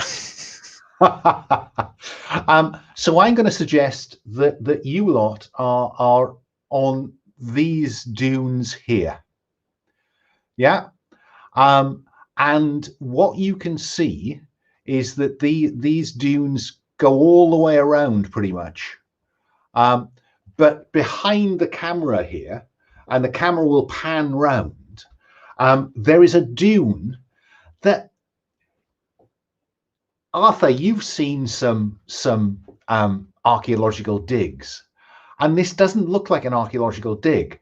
This looks like the front of a dune has been blown away, and sitting in the middle of this, where it's been blown away, is a large, well-preserved sphinx. If I'd thought about it, I'd have come up with a picture of that, but I didn't, so I won't. And there are, I think you can see in this outline where the sand has been blown away from its shoulders up. You can see that where its mouth is, there is some kind of entrance. Yeah. Yeah. What sort of level is this entrance? Is it at ground level or is it actually above us? It's halfway up a dune. So you can see probably where the front of this sand dune has been blown away. It's revealed the kind of shoulders upwards and probably 2 paws at the base. Okay. I think it's best if the long range recon group attacks the airfield. Certainly, that's what they're. What they're here That's for. what they think the goal is. Yeah. They attack the airfield. We go straight in for the things. I will describe our best intel on Dr. Muller and say capture him alive if you can, but make sure you put at least 2 bullets in him if you can't. Anyone else got any observations before Colonel Harker disappears to give orders to his men? In which case he will go down the dune. You know, I've just noticed in our loadout, tome or artifact. Is that a thing that I would pick up, or I could just have chosen to have at some point? No, it's there in case you find something. Okay, cool. Because I was like, well, it turns out I have the Djinn Bane in my pocket. So, no, I wanted to give some indication of what that might count as. So Harker kind of scoots down the dune and starts giving orders to Sergeant Major Tyne, jeep this way, to send the Bedford over the top, all that. Do the 4 of you want to have any kind of conversation before stuff begins to happen? I think clearly they can make things happen very quickly. So I think taking a jeep and making a run for that entrance may be worthwhile before they can call up some kind of devil's sandstorm. That will take time. If we get Stoner driving the jeep, we could be there in no time. I'll look over at Stoner and no time. Yes, well, speed is certainly the strong point. Thank you, Mr. Strauss. Mr. Avery, are you armed, ready? I think Avery nods. He's lost his sunglasses in the explosion, so you just see him. He looks determined, bit grim. Good. We'll be going down there. Whatever you see in there, it's probably real. Treat it as such.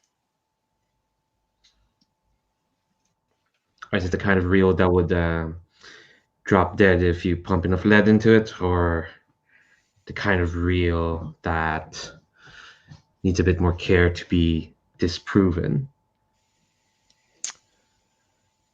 Start with the first, and you'll soon find out the second. If we're so lucky. Everyone, grenades.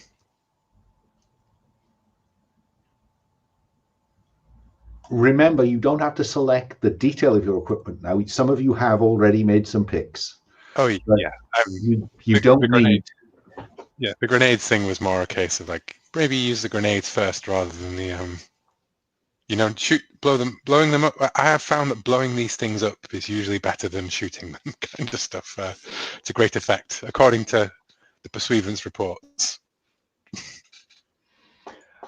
So that sounds like preparation is made. And so you're in one of the jeeps, the 4 of you. The long-range desert group are in the remaining jeep and the 2 Bedfords. And over the top they go.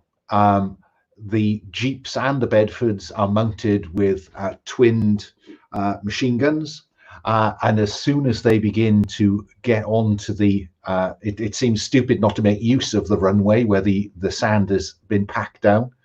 And so I think probably in some kind of V formation, we see them sweep over the dune and down just as the sun is rising behind you, and start shooting at the aeroplanes,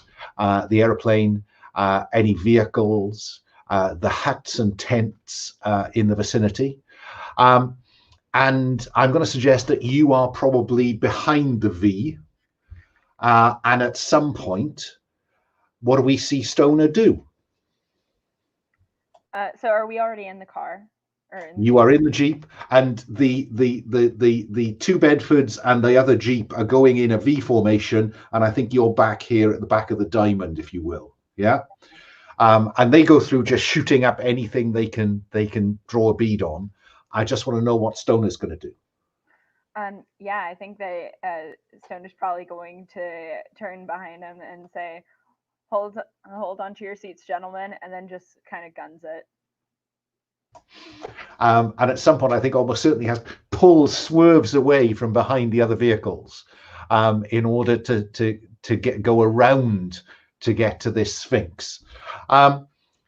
What, Avery, is the most reassuring thing about what we see as you begin to make this attack? Well,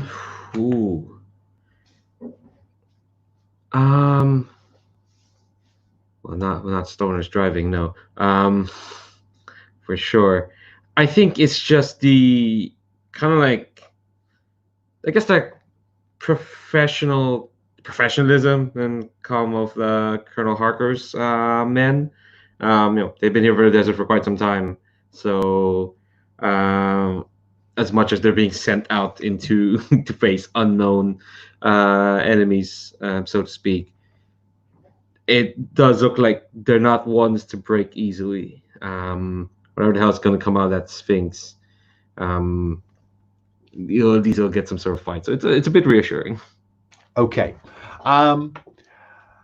Wilbur, what is the most, because the audience sees a perfectly operated, executed operation kicking off. What's the first thing that goes wrong, Wilbur? I think one of the trucks gets bogged down. Yes, maybe it just swerves slightly off. It gets two of its wheels sort of cut in a rut and just can't get out of it. And grinds. So one of the Bedfords is bogged down. The men are still half of them get off and they're trying to get something under the wheel to get it going, while the others are kind of, covering with the machine gun. Blake, how close to the Sphinx do you get before you lot have a problem? I think we get about, like a short dash away from it, kind of thing. Like, it's cinematically appropriate, like. Yeah. And Stoner, what is it that stops you getting any closer? From the Sphinx? Yeah, so you're probably 50, 100 paces from the Sphinx. Why can't you get any closer? Why do you have to pull up short, or something else happens? I don't know. I think I see my missing husband in the doorway of the Sphinx, and I pump the brakes to a full stop. Oh my God! I cannot do anything but say to Angel Stoner, roll for stress.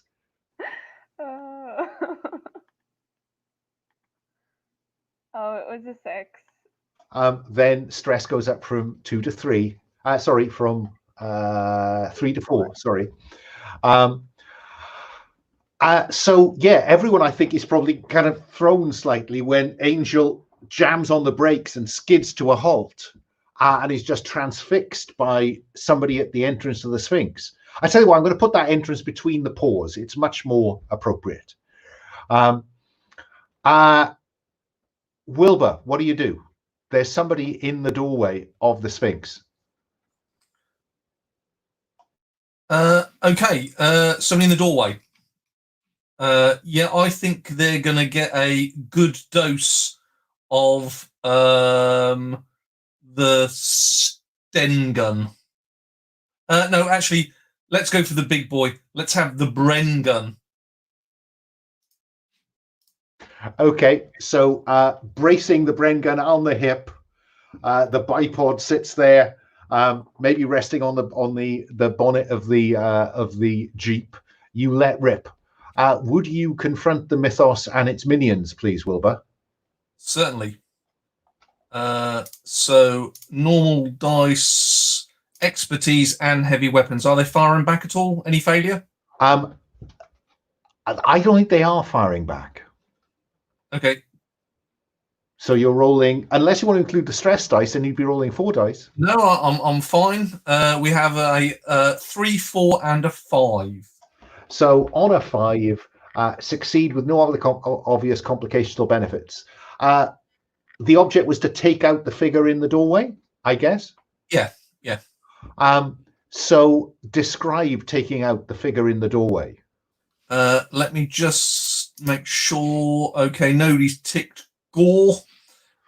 So yeah, I think you see them pushed back through a weight of bullets and basically just smeared down one side of this entrance, and then they flop to the floor. And they're going to shout, "Dismount! Get in there!" And I'm going to start running towards the entranceway. Angel, Wilbur has just shot the man you believe to be your husband. What do? I think that Angel's probably going to yell, "What the fuck did you just do?" And I think she might attack Strauss at this point. Okay, so leap at him. Yeah. Yep. So you are rolling with expertise. This is the first time we have used the compete rules in these sessions. So do you want to include your stress dice, Angel? I will just check in and say that you are currently on 4 stress. Yeah, I don't think so. Oh, so it's not that important to you then? I mean, just saying. It would be fitting, yeah. This is gonna be bad. So you throw yourself with all 3 dice at the back of Strauss. And what's your best roll? 5. But my stress and my white die are the same. Okay, so stress goes up by 1, and Wilbur is looking to beat a 5. Wilbur, will you include your stress dice? And you are muted. No, I won't. I'm going to try to sort of butt stroke him with the stock of the Bren gun. Yep. Here we go. 2 dice. I take it doesn't count as a heavy weapon in hand to hand. No. Double 5s. Oh, so 5s. In a competition, what matters is who got the highest one, and you both got a 5. And then the greatest total, which was 5, 4, 3, I think, for Stoner. So 12 versus 15. So Strauss. No, 12 versus 10. 12 versus 10. Okay. Sorry. Yes. Sorry. So Stoner has the higher number. So Stoner, what does this look like when you successfully do something to Strauss? I should have asked you what you were aiming to do before we started, but I was so excited. Yeah, so I think that Stoner actually gets the jump on Strauss, and you see this like very slight man like just kind of take down this very military guy, and then you kind of see a Stoner on top of Strauss and just like punching like him out on the ground. Do you want to reduce stress by 1? Because I'm going to give you the release of beating someone up. That would be wonderful. Yeah. And all I'm going to ask you to do then is to roll 1d6 to see whether this goes badly enough for Strauss for him to take a point of stress. All right. A 1. A 1. On a 1 to 3, sadly, your stress goes down by 1. Strauss has gone down, but you cannot use your expertise until stress goes back up again. So that's Strauss and Stoner. Arthur, what are you doing?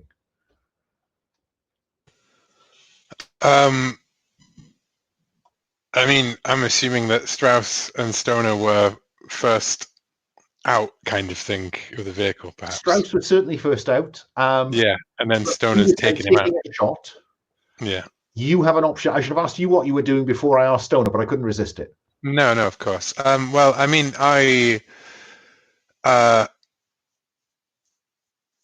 will sprint for the Sphinx, and I would like to see if I can there are any hieroglyphics or symbols or runes on the outside that may give me some clues as to what in my knowledge.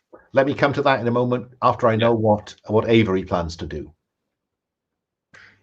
I think Avery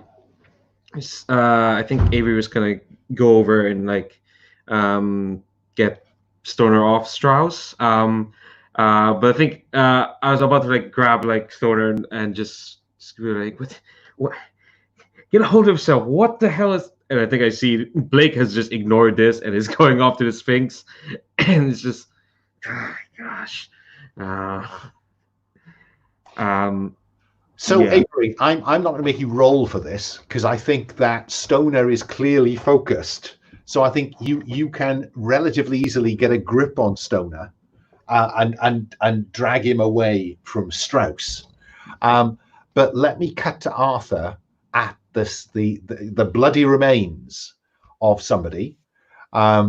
Whether it was or wasn't a husband, we may never know, because I think that for reasons of dramatic perfection, we don't yet get a look at his face. Arthur, I think this is roll to investigate with academic knowledge, isn't it? I would say so. Yeah. Do you want to include your stress dice? No, I don't. I'm planning on doing some magic at some point. So, not definitely not. I got a 4 though. So on a 4, that is, you can ask me one question. The basic information is, yes, there are inscriptions here, and I think they show something important being placed within the Sphinx. I think that's the basic. Okay. What is that thing? It's a chest. Now, do you want to know what's in the chest? Because I can add a pictogram where somebody opens the chest. Do you want to be precise? I would like to be precise, because if you say the chest, I'll be thinking it's like the Ark of the Covenant. I need to bring the chest rather than the thing, and someone is lifting out of this what looks to be a disc. A disc with it almost looks like there are people walking around it.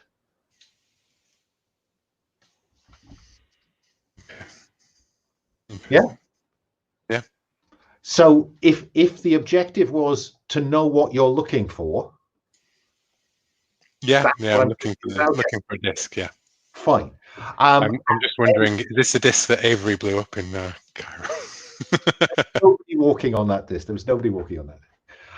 Actually, didn't that disc end up in the back of the truck? I don't think anybody ever went back to that disc. But we did carry it away with us in the back of the truck. Yeah, and I think I honestly thought it smashed it. It was simply a polished beaten copper mirror. So I think it was a means to an end, not an end in itself. Or I would have told you that if somebody had asked me. That's what it says on the lintel of this. What do you do, Avery? What do you do, Arthur? Turn around, see the scuffle behind me, and say, Strauss, Carlyle, if Stoner gives you any more trouble, put a bullet in him. Need to go. And what do you do, Arthur? Do you go on or do you wait? I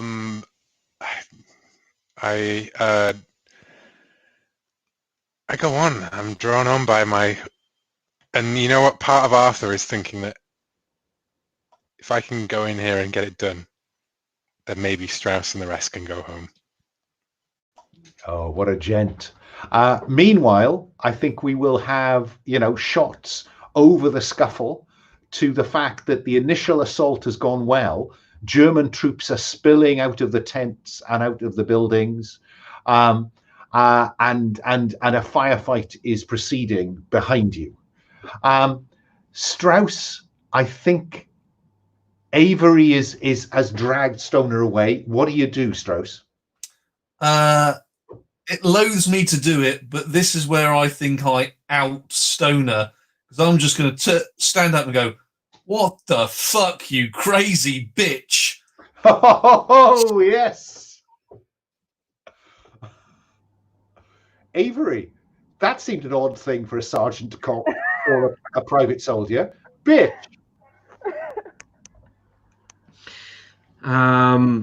Yeah, I think like honestly though, in the heat of the moment, that goes into Avery's head. It's like, okay, that's not the most important thing. What the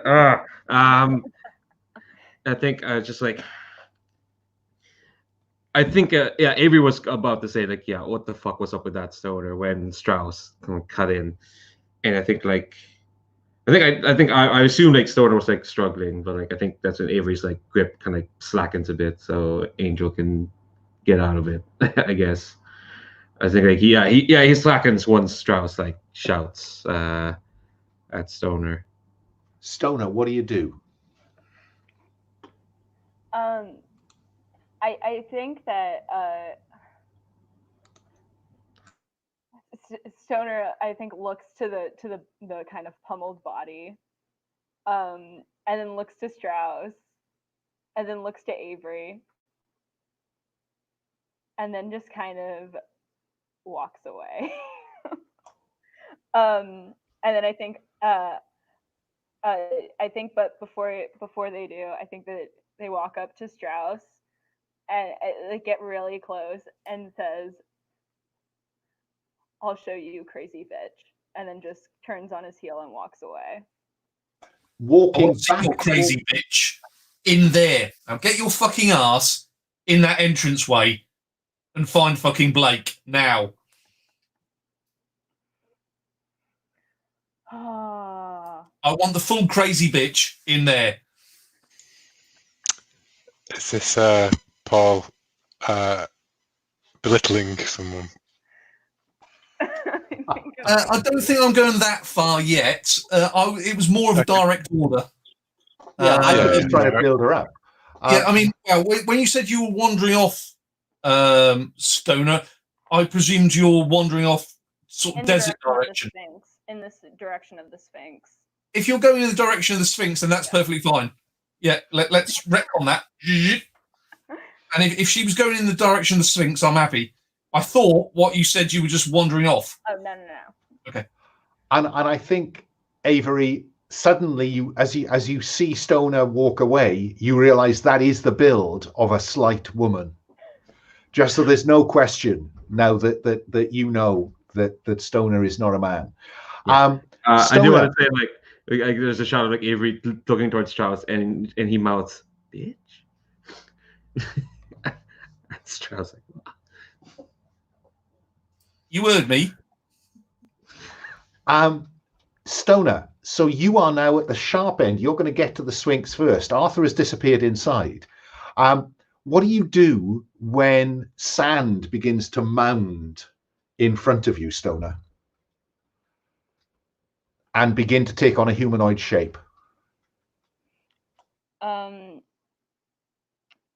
Yeah, I think that Stoner's done. I think at this point, can I go ahead and say that I have a grenade? All you have to do is to tick that box, and that will use up the third of your light loaded slot. So that's your lot now. You've got a rifle and 2 grenades. Yeah. Yeah. So I think I said I think you hear Stoner say, "Not this again," and I think they just chuck a grenade at the growing sand heap. Yeah, I'm not going to make you roll for that. I think the it's not yet formed, but of course there are several other shapes coming out of the sand between the 3 of you and the Sphinx. What do you do, Avery? I'm gonna follow Stoner's example. Wilbur? Are they in front of us or forming by us? They're between you and the Sphinx. Okay, and we've lobbed in 2 grenades. No, 1 grenade, and you've blown 2 of them apart. Were you lobbing a grenade, Avery, or not? That's another 2, and the trouble is they keep forming. Let's run for it, folks. Avery, it begins to make sense. The only time that you killed one of these outright was when you blew its head apart. So there's something about they have to form before you can properly kill them. Yeah, the sand will take this divine shape. Aha! I think no, wait, save your butts. They have to take form. They have to be human, and then they can die like humans. Give them a second. Because I think you'll struggle to run through them, Wilbur, without taking some risk. But you can do that. No, if Avery says we can kill him, with a gun, more's the better. Arthur, inside there are, of course, light bulbs strung down this passageway, and you can hear classical music playing. Someone's playing a record down there. Is it German? No, it's Italian tenor music. No. Interesting. Oh no, that's too complicated. Of course, it's German. Yeah, Wagner. I mean, you had me thinking that perhaps Ricky was not protected, not soothed by the Italian music, but the Italian music was actually some note of it was, But that's I think I'm getting too subtextual. It's of course Wagner. He'll look over his shoulder. Where the bloody hell are you, Strauss? I think that as the sun rises now and illuminates the patch in front of the Sphinx, you will see them and the mounds of sand, the humanoid Djinn taking form. Swear and hustle down the corridor, Sten gun in hand, and will whisper to himself as he comes to the corner, like perhaps a corner where there's something around the other side, perhaps the source of this music or whatever, and just hold himself still for a moment and say, well, it's time to shit or get off the pot, dear boy. And before you go around that corner, let's cut to the outside. And once these things take form, I think that each grenade will take out 2 of them. But I will need you to roll for that, Angel, this time, because now they are potentially threatening, because once they form, they come at you. Yeah? So let's have you start then, Stoner, by rolling to confront the mythos and its minions. You're rolling without expertise, because the grenades are heavy weapons. Okay. All right. So just the one. I do not think I'm adding stress. So that was a 5. That's 2 of them gone. You see that kind of brick, adobe brick just shattering when the explosion goes off. What about Strauss? Grenades or Bren gun? The instructions were you can shoot them in the head. So I'm going to hose them area effect with the Bren gun. Okay, go ahead. You can get 2 of them in with a reasonable chance. So you are rolling with expertise because you have heavy weapons expertise, and you have a heavy weapon. So you're rolling 3 dice. Superb. Here we go. A 4, 5, 6. Okay, so on a 6, sorry, wrong thing. So on a 6, goes brilliantly. Not only do you take those 2 down, you take the 2 down next to them. So that's 4 down. Do we have an opening? You now have an opening that Avery could exploit unless he wants to go at the other ones that are forming. I kind of want to take that opening if that's okay. Yeah, go for it. So Avery rushes through that opening and is beyond them entering the Sphinx. And then the next wave come at you, Strauss and Stoner. Arthur, what happens? You know, do you go around the corner and open fire or what? I think to myself, what would Strauss do? And I pull out a hand grenade, and I, have it ready as I poke my head around the corner to see what I'm looking at, and then I get ready to do a Straussian grenade machine gun charge, effectively. A Straussian. Okay. Yeah. There's a German officer just kind of conducting to the music. Oh, just him? Yeah. Then I ease my finger off the grenade pin, took it back behind me, sling round the Sten gun, and I put on my gas mask. And I proceed round the corner. And ideally, I'd like to step right while he's distracted with his things, and just to, like, as he's sat there with his thing, just push the back of his head with the machine gun and say, like, Guten Abend, meine Freunde. Dr. Guten Muller, Tag, it's being dawn. Oh, yeah. Guten Guten Tag. Morgen. Guten Morgen. Morgen, better still. Du bist Professor Muller? Ich verstehe? No, it doesn't look like Muller.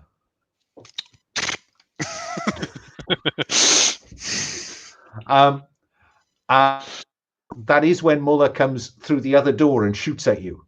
So so let's have you confront the mythos and its minions with 1 failure dice. Cool. So you have small arms expertise. Mm-hmm. I'm going to throw my stress dice in there as well. Oh, but I should roll a failure as well, shouldn't I? Sorry. How many failure? Just the 1?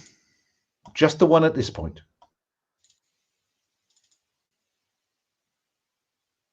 Ah, good. Well, my highest one is a 5, and it's the stress dice. So I will. Stress goes up by 1, but you can shoot at him. Was the object a kill or not? I think the object was to.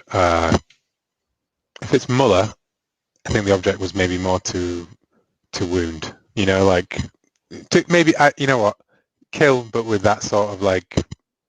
There's a moment to sort of interrogate him, kind of thing. Like I don't think Arthur's careful enough to be able to wound you want to incapacitate.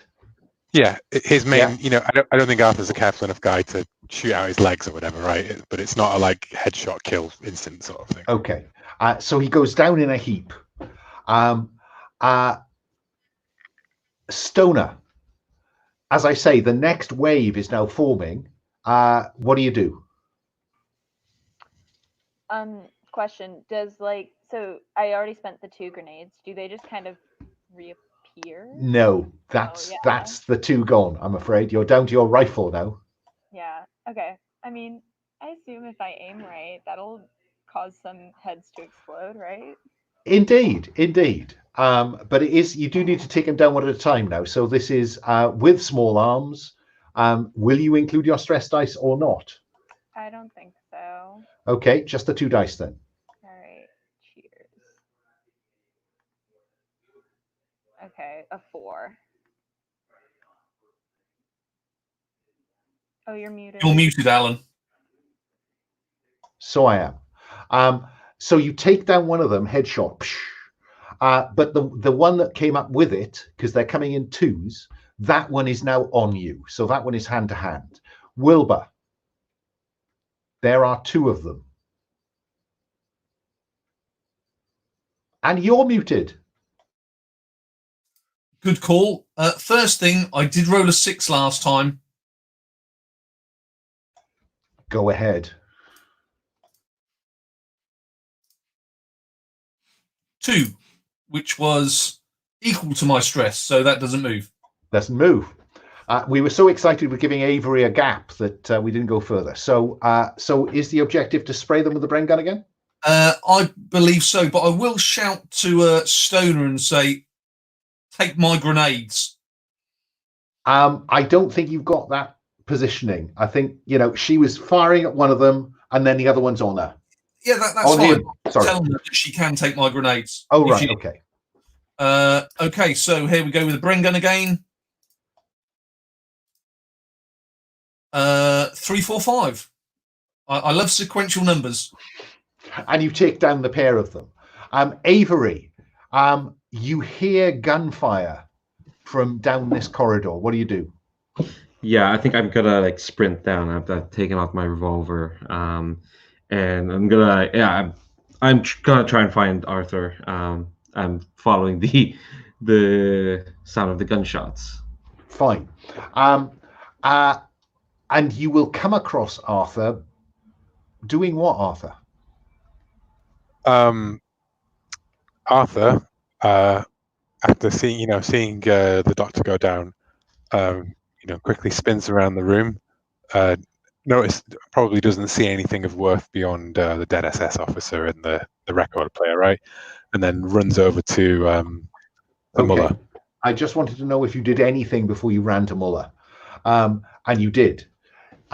Muller is looking, and he's got his hand up like that, and it's glowing.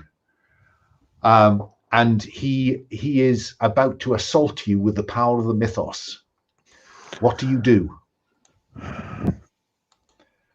His dying breath, conceivably. I turn the power of the mythos upon him. Back on him. Okay, so harness the power of the mythos. You have the right expertise. What is your objective here? To negate an existing spell or artifact effect, or do something else?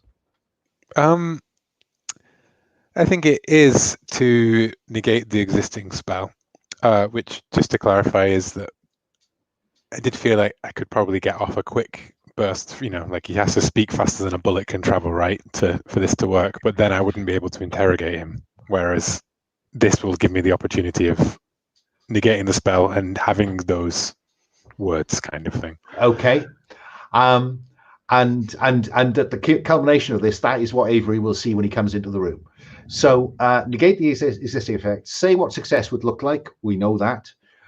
Mark 1 stress. No roll, no nothing. Increase stress. Roll 1d6. It benefits from your expertise. Do you want to add your stress die? Yeah, you know what? I think I do want to add my stress die. I just want to highlight that I think it's perfect for Avery to run around the corner and see this, but he is on 5 stress, and he's going to have to roll stress once he sees it. Yes. Oh no, I was counting on that. Yeah. Okay. Cool. And roll failure dice as detailed under. So this is someone using the power of the mythos against you. So you roll both failure dice. So we are rolling all the dice except for heavy weapons, I think. Yeah, I can't think of a way to roll heavy weapons with it. I don't have a tome or an artifact or anything like that.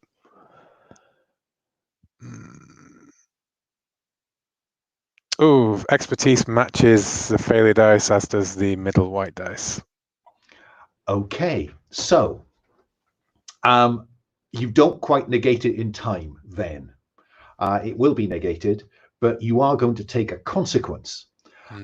If the failure dice rolls equal or greater than your highest roll, apply the following once each in order until you crack.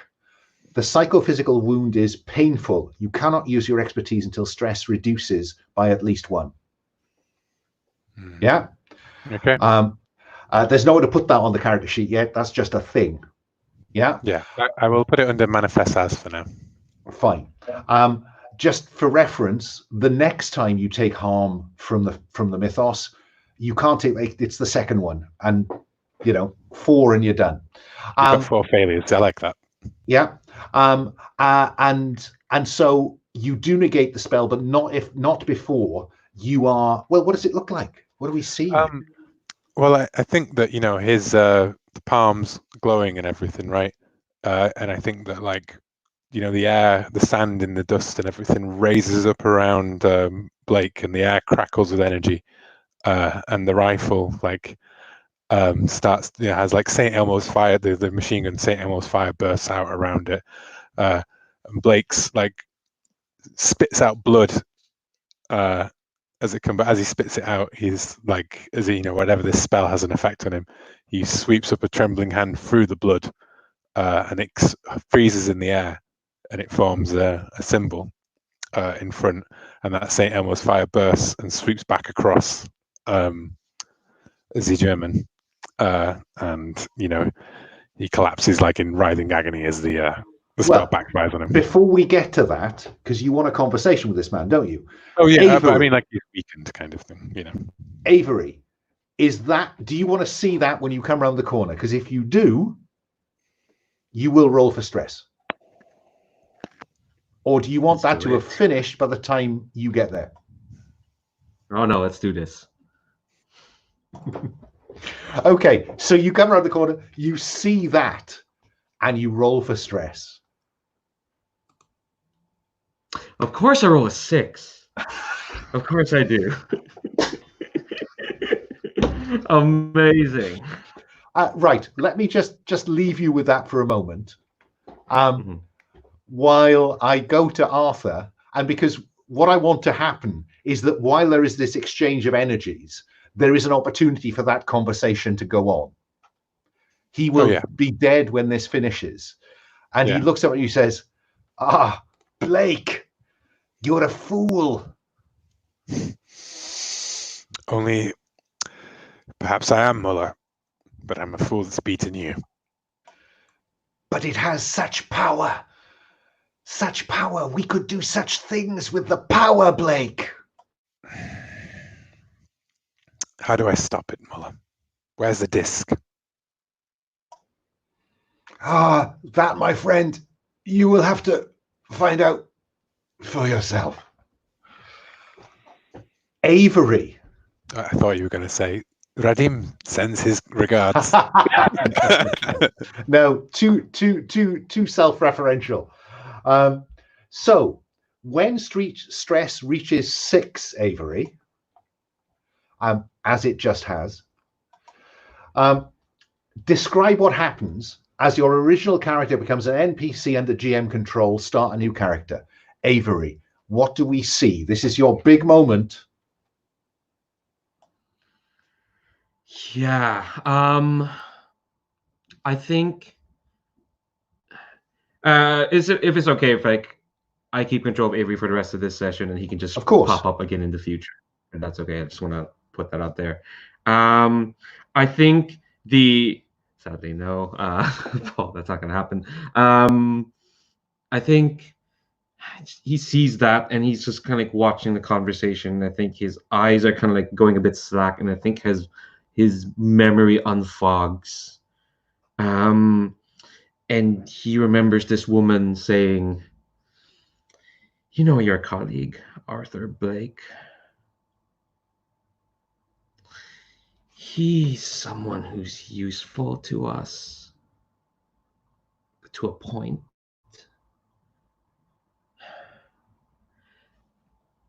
He's someone who would do so much and hurt so much to satisfy no one but himself. Oh, sure, he says he has family. He says he has anchors weighing him down. But given the chance, he'll leave those anchors behind to go wherever he wants. And I think this woman pats Avery on the hand, on his hand, And I think like in this dinner scene, he is kind of like just kind of like watching like with just rapt kind of horror, and I think that also kind of like translates to Avery here at the Sphinx. And I think like again the woman says,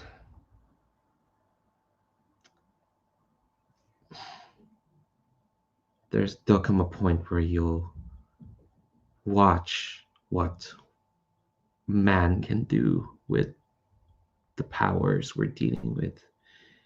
And let me tell you, Avery, you'll know that no man should have this kind of power.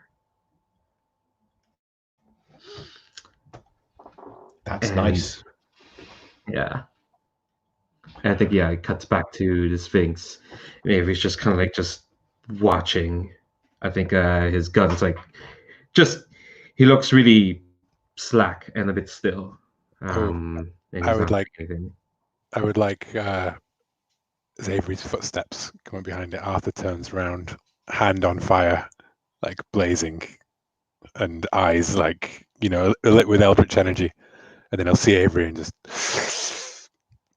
let it dissipate. Just to reinforce that, you know.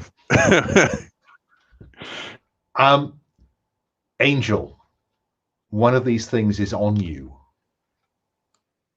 Roll to confront the mythos and its minions, up close and personal. All right. So you have expertise in hand to hand, so you're rolling with expertise. Will you include your stress dice? Yeah, you know, I think this is kind of important right now. Okay, so I rolled a 5 with the white dice. How do we see you take out this thing with nothing but a combat knife? So yeah, I think that Angel is still kind of pissed off from the previous conversation that he has had.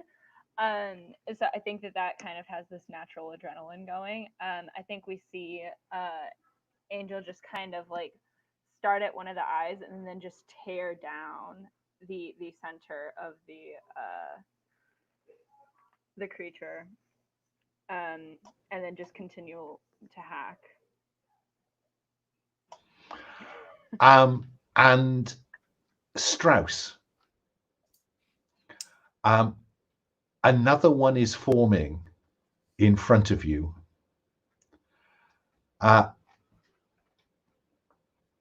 It is Tubby Birmingham. I will lob my jar of pickled eggs, which I have already marked on the character sheet, at the fat bastard. With the intention of? Dissipating him. Melting him. Okay. Let's see before he can fully form. I'm not going to make you roll for that. Of course it works. The pickled eggs smash, and there's a kind of hiss as the last of the Djinn subsides into the sand. Looks like you lost some weight there, Tubby. And I think with about 5 minutes to go, I don't think we get much better than seeing a Djinn taken out with a jar of pickled eggs. I would like a brief epilogue. I think I'll start with Avery. Avery, what, where, when, what do we see of Avery now that he is profoundly cracked? I think we see him where we first saw him at that gentleman's club. Kind of like back in London. Yeah, so this is like, yeah, definitely way after all this. And I think like he's just kind of like sitting alone, unlit cigarette in his hand. He's kind of like just tapping it against like the handrest of his chair.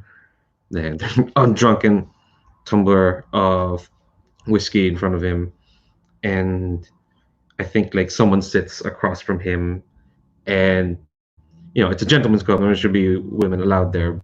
Apparently, rules are waived for this woman who all I know is she looks like Audrey Hepburn.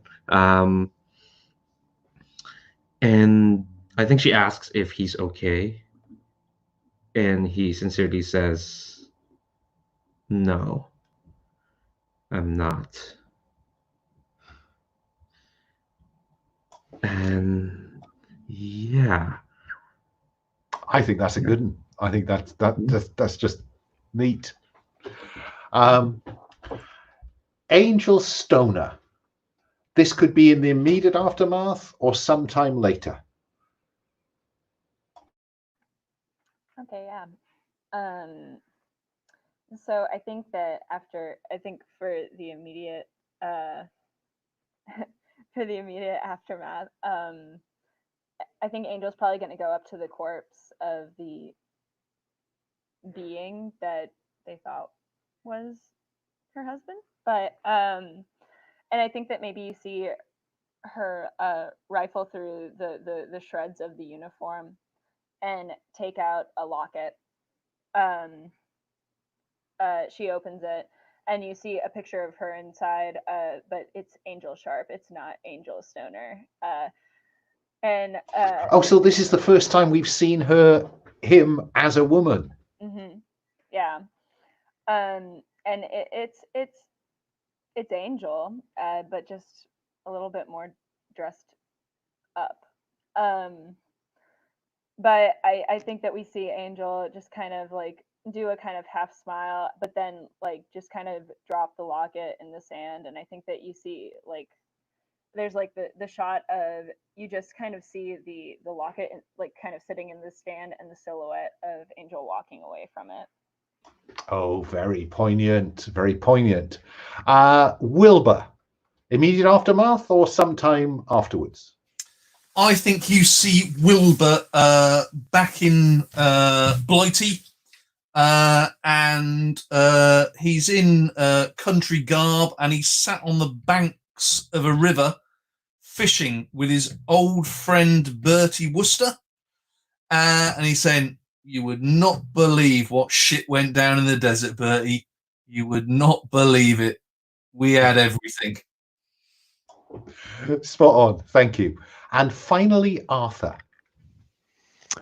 I think Arthur is sitting back in his office, and across his desk he has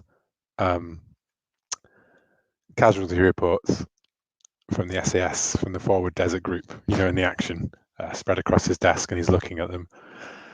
And he sighs and he pushes them to one side over a small pile of letters written in a feminine hand. You can just see the edge, like, "When will we see you, Arthur?" Like Evelyn. And he sits back and he goes back to his work as he looks over the artifact that he retrieved from the Sphinx's desert. And I'm only saying that because I want to be able to put a tome or artifact into the next game that we play with Arthur. Like, I retrieved something. Yeah. It is probably a disc, a clay disc, about so far across, with figures carved into the top of it. I think is what I had in mind, because it has to be a seal that can be broken. Yeah. And that is our game, I think. That was all jolly good. Thank you, folks. I enjoyed that. I am conscious we are running very close to time. I'm glad, Paul, that you've stepped out of the desert. But I would welcome some roses and thorns. Roses first. I'll go in character keeper order, if that's okay. And start with Will. Roses? Roses to to Paul for the pickled eggs and to be Birmingham, frankly, but also to Stoner for the tragic, hidden loss and mystery of whatever happened to Mr. Sharp. Yeah, Yeah, I'd go with that. Moving along, Paul. Yeah, you know, everybody got a bit of spotlight on them, so that was all good. Didn't expect Angel's husband to appear, but I was glad I greased him on the side of the building. Yeah, no, that played out really, really well. You know, little bit of PvP, but it didn't go mad. You know, just about the right level I like to see. Okay. Leandro. Yeah, I was also gonna shout out as a rose, like Angel's husband being there, because you know that was entirely Lara's choice to put him there, and I think that really, like, yeah, capped off Angel's story. Well, I would say really well from a storytelling standpoint, not well for her, but yeah, no, I think it was nice to see kind of like everyone's kind of like differences really like highlighted in this session for sure. You know, Strauss is there to kick ass and chew pickled eggs. And Blake's there to unravel the horrible mysteries of the mythos, come what may. And no, it was really great. Yeah, no, it was just really lovely. And Alan, as always, like for stringing those along, giving lots of folks chances to, like, you know, spotlight stuff, not just in character, but you know, with a bit of painting the scene as well. And yeah, no, it was really lovely. Good. Highlights for me, I think, really interesting to introduce Mr. Sharp at that point. I thought, Lara, and I thought that epilogue, you know, are we meant to mean that she is putting that life behind her, and actually would she have wanted him back? I don't know. I think that there's all kinds of ways to go with that. I was really pleased, that Arthur got to unleash the mythos, and have that conversation with the professor, and I, you know, sometime in the next 6 months when we play 1942, maybe that artifact will come back to haunt us all. I really, Leandro, again, the epilogue particularly stuck with me. I loved leaping on a Jeep. Don't get me wrong, you know, leap on a Jeep and then discover Tubby Birmingham. Spot on. But I thought the epilogue was really nice, because I think that in a way, Will may not see it like this way, I don't know. But to me, what that did was to capture the way that Will has been playing Arthur. You know, he is getting more and more interested in the dark side. And as always, Paul, you know, dressing up always gets a point. That's all it does to you, Alan.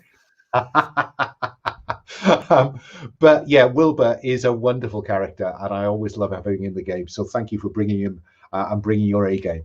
So those are the roses. Thorns. Can I go back to Will? And I, you know, Thorns about system or the way it ran is what I suppose I'm particularly interested in. Yes. I do not really have any. I would obviously, I think I would loved another 10 minutes at the end, but that's just inevitable, just because it felt like we got into the Sphinx and then there was like that kind of quick wrap up. But I loved, I think, you know, system wise, I can't think of anything. This was the only session where I was in a position to really use the magic, but the opportunity didn't necessarily come up, because I don't feel like up until I was on my own versus a sorcerer that the stakes were high enough, you know, because it was the Djinn in a Jeep kind of thing, where, you know, if it had been the Jeep was heading straight for a munitions dump immediately kind of thing, I would have been like, well, Arthur steps forward and does magic in front of the whole group sort of stuff, and everyone rolls stress. But you know what I mean? Like, previously, there were situations where I would have used magic, but was on 4 or 5 stress to begin with. Whereas in this case, I was on no stress for the whole thing. And then the magic wasn't as needed until the end. But that's why we had the SAS, right? Operation Human Shield. Indeed. always provide some people wearing red shirts. Paul, any thorns? Not really. I mean, I think since sort of 2 adventures ago, manifest stress. I'm still not 100% sure on that. Looking across the character sheet, none of us have filled it in. Still not too sure about that one. But yeah, system's really sort of tweaked now to a high degree. Runs well. Enjoyed. Yeah, and it's partly my fault. I never ask because I want the game to roll on, and maybe that's my weakness. Yeah, on Monday night, apart from the initial ask, it doesn't change. So yeah, it's a hard one. Yeah. Leandro, any thorns? Don't know if I missed this, but did we do Lara's roses? Oh, we didn't. I'm sorry, Lara. I was so keen to get my roses in, I forgot about yours. Lara, do you have any roses? I do. I really liked how Leandro and Will played that ending scene. I just thought that was so great with Will's description of like the controlling the mythos power at the end. I thought that was really great. And then I just loved that scene of Avery like having this recollection of this like moment where it's like, I don't know that you can totally trust Blake, and that was just so good. Paul, you're such a I love playing with you. This is so much fun. I love that you played off the fight scene, and that was a lot of fun. And reciprocal. You're a really cool person to play with. So thanks for that. And Alan, this was awesome. Thank you. This was so much fun. Well, I'm glad you enjoyed it, because this is the first time that I think you've played with any of us, and I think we're keen to play with you again, Lara. You can come again. Yeah, I've played with Leandro once before. So I thank you, Leandro. That was really poor of me. Thorns. I'm glad actually, Lara, that you said you liked that scene, because part of me did wish that we had that Avery and Arthur had more interaction, so it would have been more natural to distrust him rather than some mysterious lady saying, we shouldn't distrust him, because I have no idea what her deal is. This is me throwing stuff into this world, and maybe if I play this game again, I'll pick it up someday, or Alan might or might not. Actually, I did Audrey wonder Hepburn certainly now exists. She is now canon. Yeah, I was kind of like a bit conscious of like, am I adding too much to this? Because I suddenly declared, oh, there's a group in the Pursuivants who are dickheads, that sort of thing. So I was like a bit conscious of that. Other than that, I don't know if I have any big thorns. Yeah, I think those are the main ones, I think, for myself. And I mean, if we had more time, if I didn't have to miss last session, but it happens. But yeah. No, I think you slotted in pretty well, and never in any game of mine feel you can't add to the world, because I think we've just enriched the world quite a lot in that last 15-20 minutes. Lara, any thorns? No, not really. I think everything ran really smoothly. I love the different prompting. And I kind of like that we don't have to choose our weapons like beforehand. We just kind of are like, oh, I have grenades now. That's a lot of fun. Yeah, pulp roots. I can't leave them alone. Okay. No, and as far as I was concerned, that was a really good final playtest. So thank you very much for that. That we tried compete, we tried cooperate, we harnessed and faced the mythos. I think we just about used every move in the book, and you really helped me with that. So thank you very much. I will end the broadcast. So say goodbye to the internet.